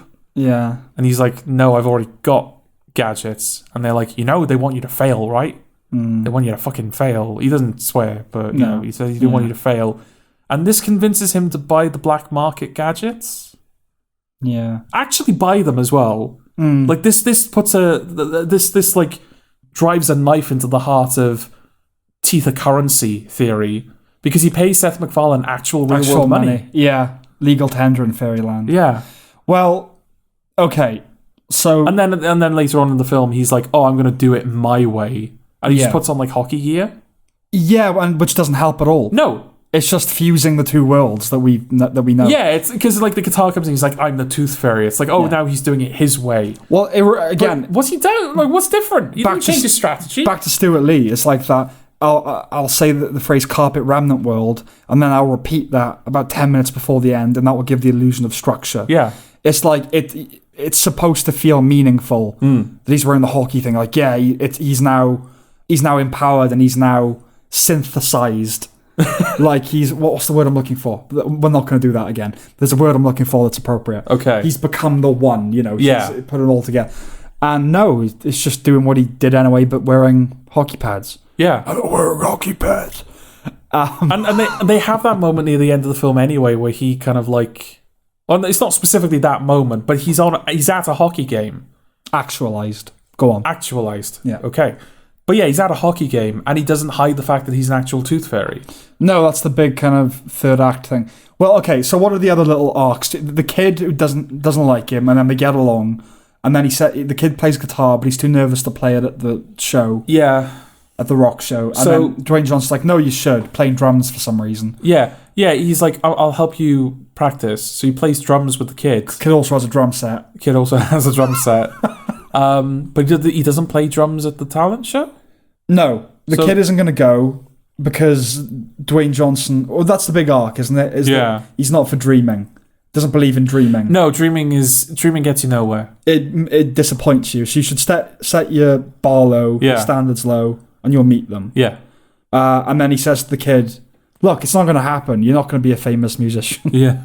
It's such like... I know what they're doing, like the structurally... But it's such a turn of... Like, no one would do that. No. All of a sudden, just go to a kid and then the kid's like, oh, he cries, fuck you. And then the mother's like, what's up with you? He's like, I had a bad day. So what he actually says to her. Yeah, yeah. And then, yeah, he reawakens or whatever. What causes it? When he falls out, he starts helping Stephen Merchant be able to deliver money. Yeah, which is not Stephen Merchant's job. No. He's like an administrator. Yeah. And then he climbs a tree and stuff. Oh, yeah. Yeah. So Stephen Merchant doesn't have wings. No, some fairies don't have wings. Yeah, it's in their biology. Some fairies do and some fairies don't. Yeah. Dwayne "The Rock" Johnson is not a fairy. But he's given wings. But he's given wings. Why do they hate Stephen Merchant so much? Yeah, so are there actual fairies? Or are the fairies just people that are on fairy duty, like jury duty? Yeah, are they a species, or are they is there an attachment that you put on to them? Yeah, because if you can turn a human into a fairy and give them wings, why can't you use that same technology, magic, whatever it is, to give Stephen Merchant Let's address the elephant in the room. This is clearly... not well written. This is clearly an allegory for the homosexual community. It's clearly an allegory for, it's like, oh, he's just a human, but then he realizes he's a fairy and he flies. Where does Stephen Merchant fit into that analogy, though? Some men have dicks and some don't. He it's is in their a fairy, biology. but he doesn't have wings. He's closeted. Right, okay. He is gay, but he can't fly. Right, okay. Yeah. And so... And then Dwayne "The Rock" Johnson teaches him how to cottage in glory holes. And Julie Andrews goes, I commend you for your efforts. Here is a medal in the shape of wings. A phallus. Yeah. In the shape of wings. In the shape... in this analogy, in the shape of a phallus. Rather than you actually having a phallus, we're going to pin a metal phallus to you. Yes. To taunt you every day. Well, it's like you can go to a gay bar. Doesn't make you gay, you know? It's like, Right, or okay. you can be bi. Okay. You can be bi. We'll give you that. We'll give you bi. Yeah. Okay, so... Yeah, then he falls out with Stephen he falls out with Stephen Merchant, and then, for no reason, No. when he's struggling playing ice hockey... Oh, that's yet another thread, is the... There's weirdly, like, a lot There's going a on. lot, yeah. Like, Yeah. we were thinking, how are they going to wrap this all up in one bow? Yeah. They don't really. No. Yeah, he sincerely wanted, he wanted to play ice hockey and do it properly, but then he got injured, and he got angry, he got in a fight at the next game, and knocked someone's tooth out. Yeah. And then they said to him, you're good at that, do that. That's all he's done since. That's how he got the name the Tooth Fairy. He's never even tried to score. Yeah. And then his confidence is built up, but then it all crashes after he falls out with everyone and loses everything. Then Stephen Merchant just appears at the game. Yeah. I was like, yeah, go on, do it. So he goes for it and he scores, which is a compromise of the Rocky rule, which isn't acceptable. Yes. He should have gone for it and missed, because he can't have everything. I know it's a kid's film, but that's a good lesson to learn. And then he gets his wings and he flies off, and he goes and convinces the kid to play at the rock show. At the talent show. And then he flies the kid there. I forgot that. Yeah, they fucking fly to the Okay. talent show. And then he's at the talent show. And then The kid plays. the kid plays Smoke on the Water. Which Which the is like easiest thing. The I go-to. can't believe, because like he's in the shop and he plays Smoke on the Water, and Dwayne Johnson's like, fucking hell, you're such a good guitarist. Yeah, like he was shredding. Yeah. I think he even says that, doesn't he? He's shredding. I know he's like trying to like boost his confidence. Yeah. I know he's only 13 as well, but like it's a bit like I don't know. School of Rock did better than that. It did do better than that. Yeah, I actually found someone who could fucking play Yeah. guitar. But it's so funny. As soon as like Dwayne the Johnson, Dwayne the John Roxon. as soon as Dwayne the Johnson walks off into the store, like the kid starts like playing the guitar. He plays one note. Yeah, and a girl. Teenage girl appears. Yeah. And Hey, she's, you're really good. Yeah, you're really good. And then there's another kid that's like, what the fuck are you talking to him for? A kid that would like in any other film would be bullied by the guy currently playing guitar. Yeah, would be the main kid. Yeah. Yeah. He's not like, he's not a big fat oaf. He's not like He's porky. He's portly. He's got like a bit of puppy fat to him. okay, but he's not like Kevin's older brother in Home Alone. He's not like Buzz. Doesn't have a bone through his nose. No. He's not that who's that the one from The Simpsons? Not Nelson. But like you got that Jimbo, the trio of like one talks like that, Oh, not Kearney, I think is Kearney, that's the one, yeah. Like he's not that. No. Yeah, anyway, so then he and then like he's in the shop, he's like, fuck you guys, stay away from my bitch. Yeah. And then Dwayne the Johnson comes along and goes, hey, stop it. Yeah, I can fucking beat you up. Yeah. And then he runs away, and the teenage boy who's been all flippant and dismissive of Dwayne the Rock Johnson, instantly friends. You're alright. Yeah. Narrow the eyes, wag the finger. Yeah. You're alright. So then he plays Smoke on the Water, and then everyone joins him. Yeah, like a band forms around him. Someone goes on, like spontaneously. yeah, someone gets on the drum kit, someone gets on the double bass, someone gets on something else. And like he looks around when they start playing. Clearly not planned, because he looks at them in surprise. Yeah, oh my god, this is 12. The idea of 12 and 13-year-olds like knowing it well enough they can keep in time and they can add their own thing to it. Yeah. What bullshit. I played when I was 12 in school talent shows, and no one could play a note. And it was like, I'll just sing anyway, and they can do their thing. Yeah.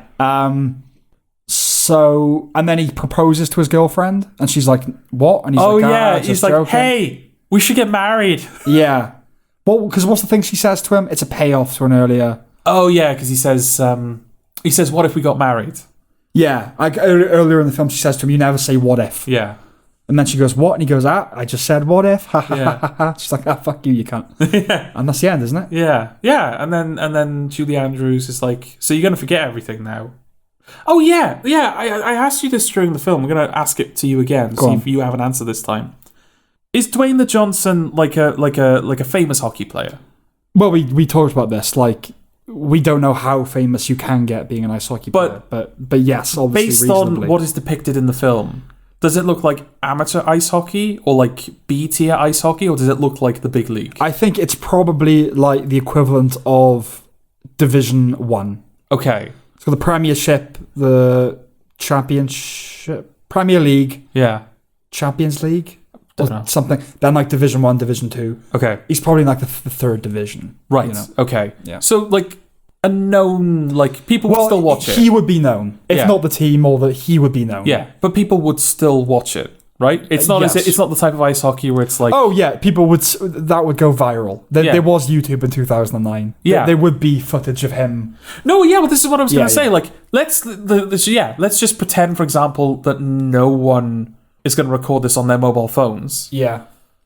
Surely this ice hockey at this level is recorded and televised. Yeah, because they Cosby dust everyone in the stadium. Yeah, like Stephen Merchant comes out on a little...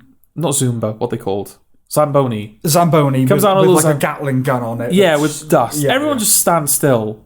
As he's like spraying dust on people going, it's alright. Yeah, also 2009, big sporting arena, what looks like a fucking tank. It's just aiming at you. Nobody runs away. But yeah, like he sprays his dust on people. Yeah. Stephen Merchant at the end of the film. Now he has his wings. Yes. Sprays his dust on all the spectators. Yeah.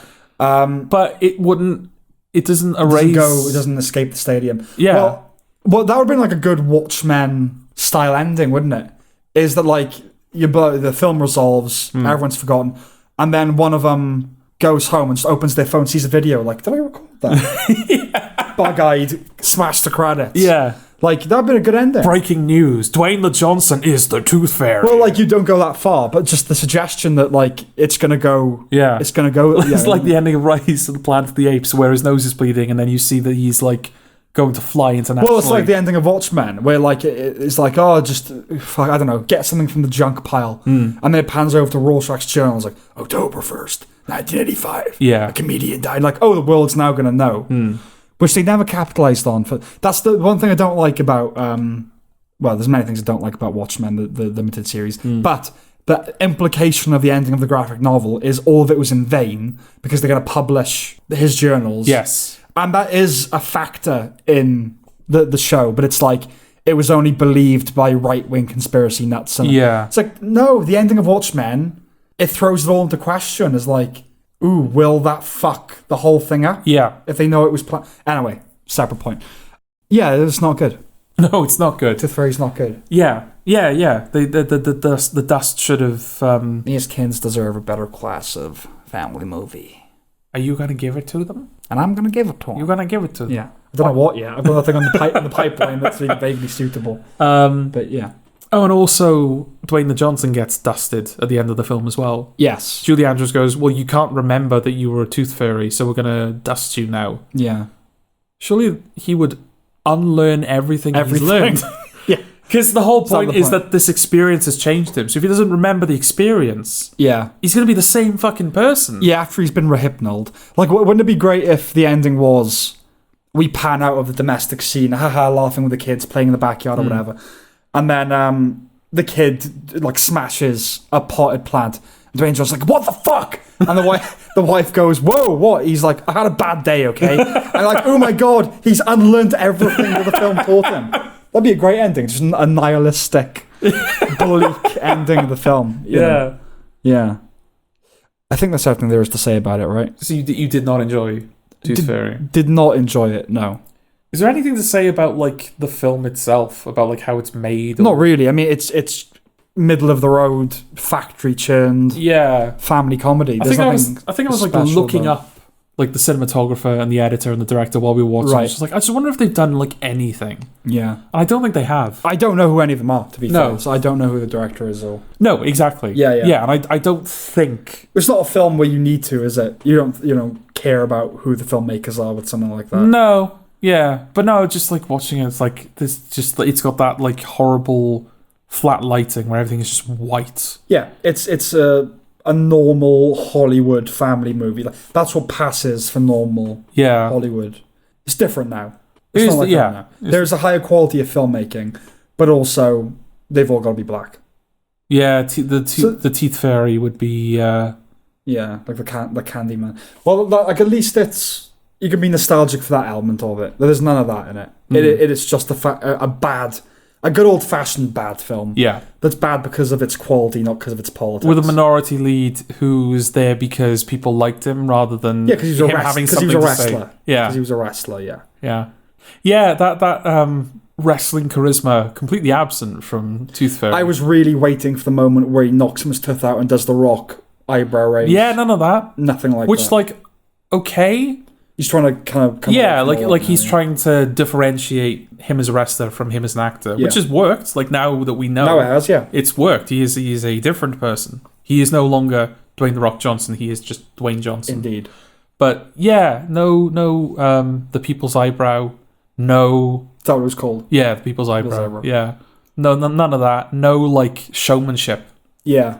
It's just so dry. And he can't do it. Like, he might be better now. But that's the thing. He's good in Jumanji. Yeah, no, he's managed to get that charisma to read on screen a lot better. Yeah. Over the years. But, like, I mean, wrestling, the whole reason The Rock is popular is because he's, like, a very charismatic personality. Yeah. They said when they did Fighting With My Family and they had, like, an hour to film the WWE stuff or whatever, they got him to hype up the crowd and he just, like, went straight back into it. Like, he knew... He does have that energy about him, doesn't he? He's good in Jumanji, but that's not...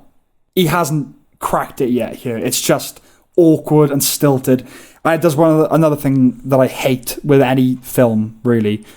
It's when they enter this new fantastical realm and they adjust to it like that. Yeah. They don't think, oh my God, they don't freak out. Am I dreaming? Am I hallucinating? Yeah. I know there's only so much you can do with that before it gets...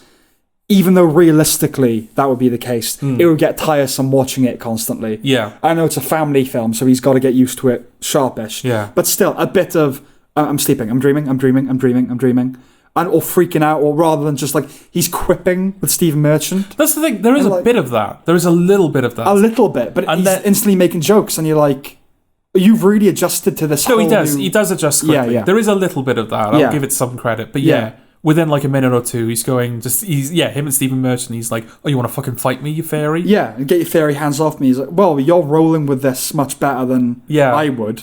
Yes, exactly. A psychotic break. You know? So we do not recommend? We don't recommend Tooth Fairy. There are better children. Mary Poppins. Let's recommend Mary Poppins. Okay.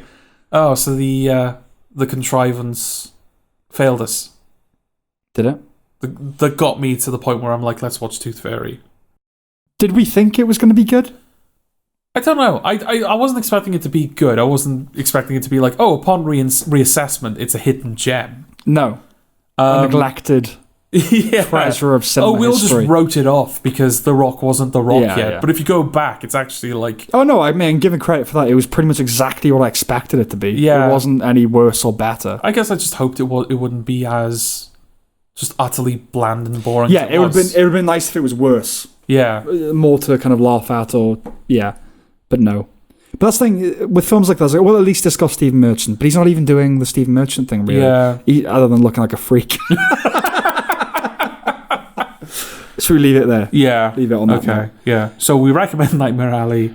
Yes. We do not recommend Tooth Fairy. We recommend adult conversations about race and other issues. And we don't know where we stand on Whoopi Goldberg's suspension. No, I think you got me to the point of be consistent. Well, you do it with... You don't sack her, but then you make it clear that you don't sack anybody else either. Yeah. Yeah, I think that's it. Okay.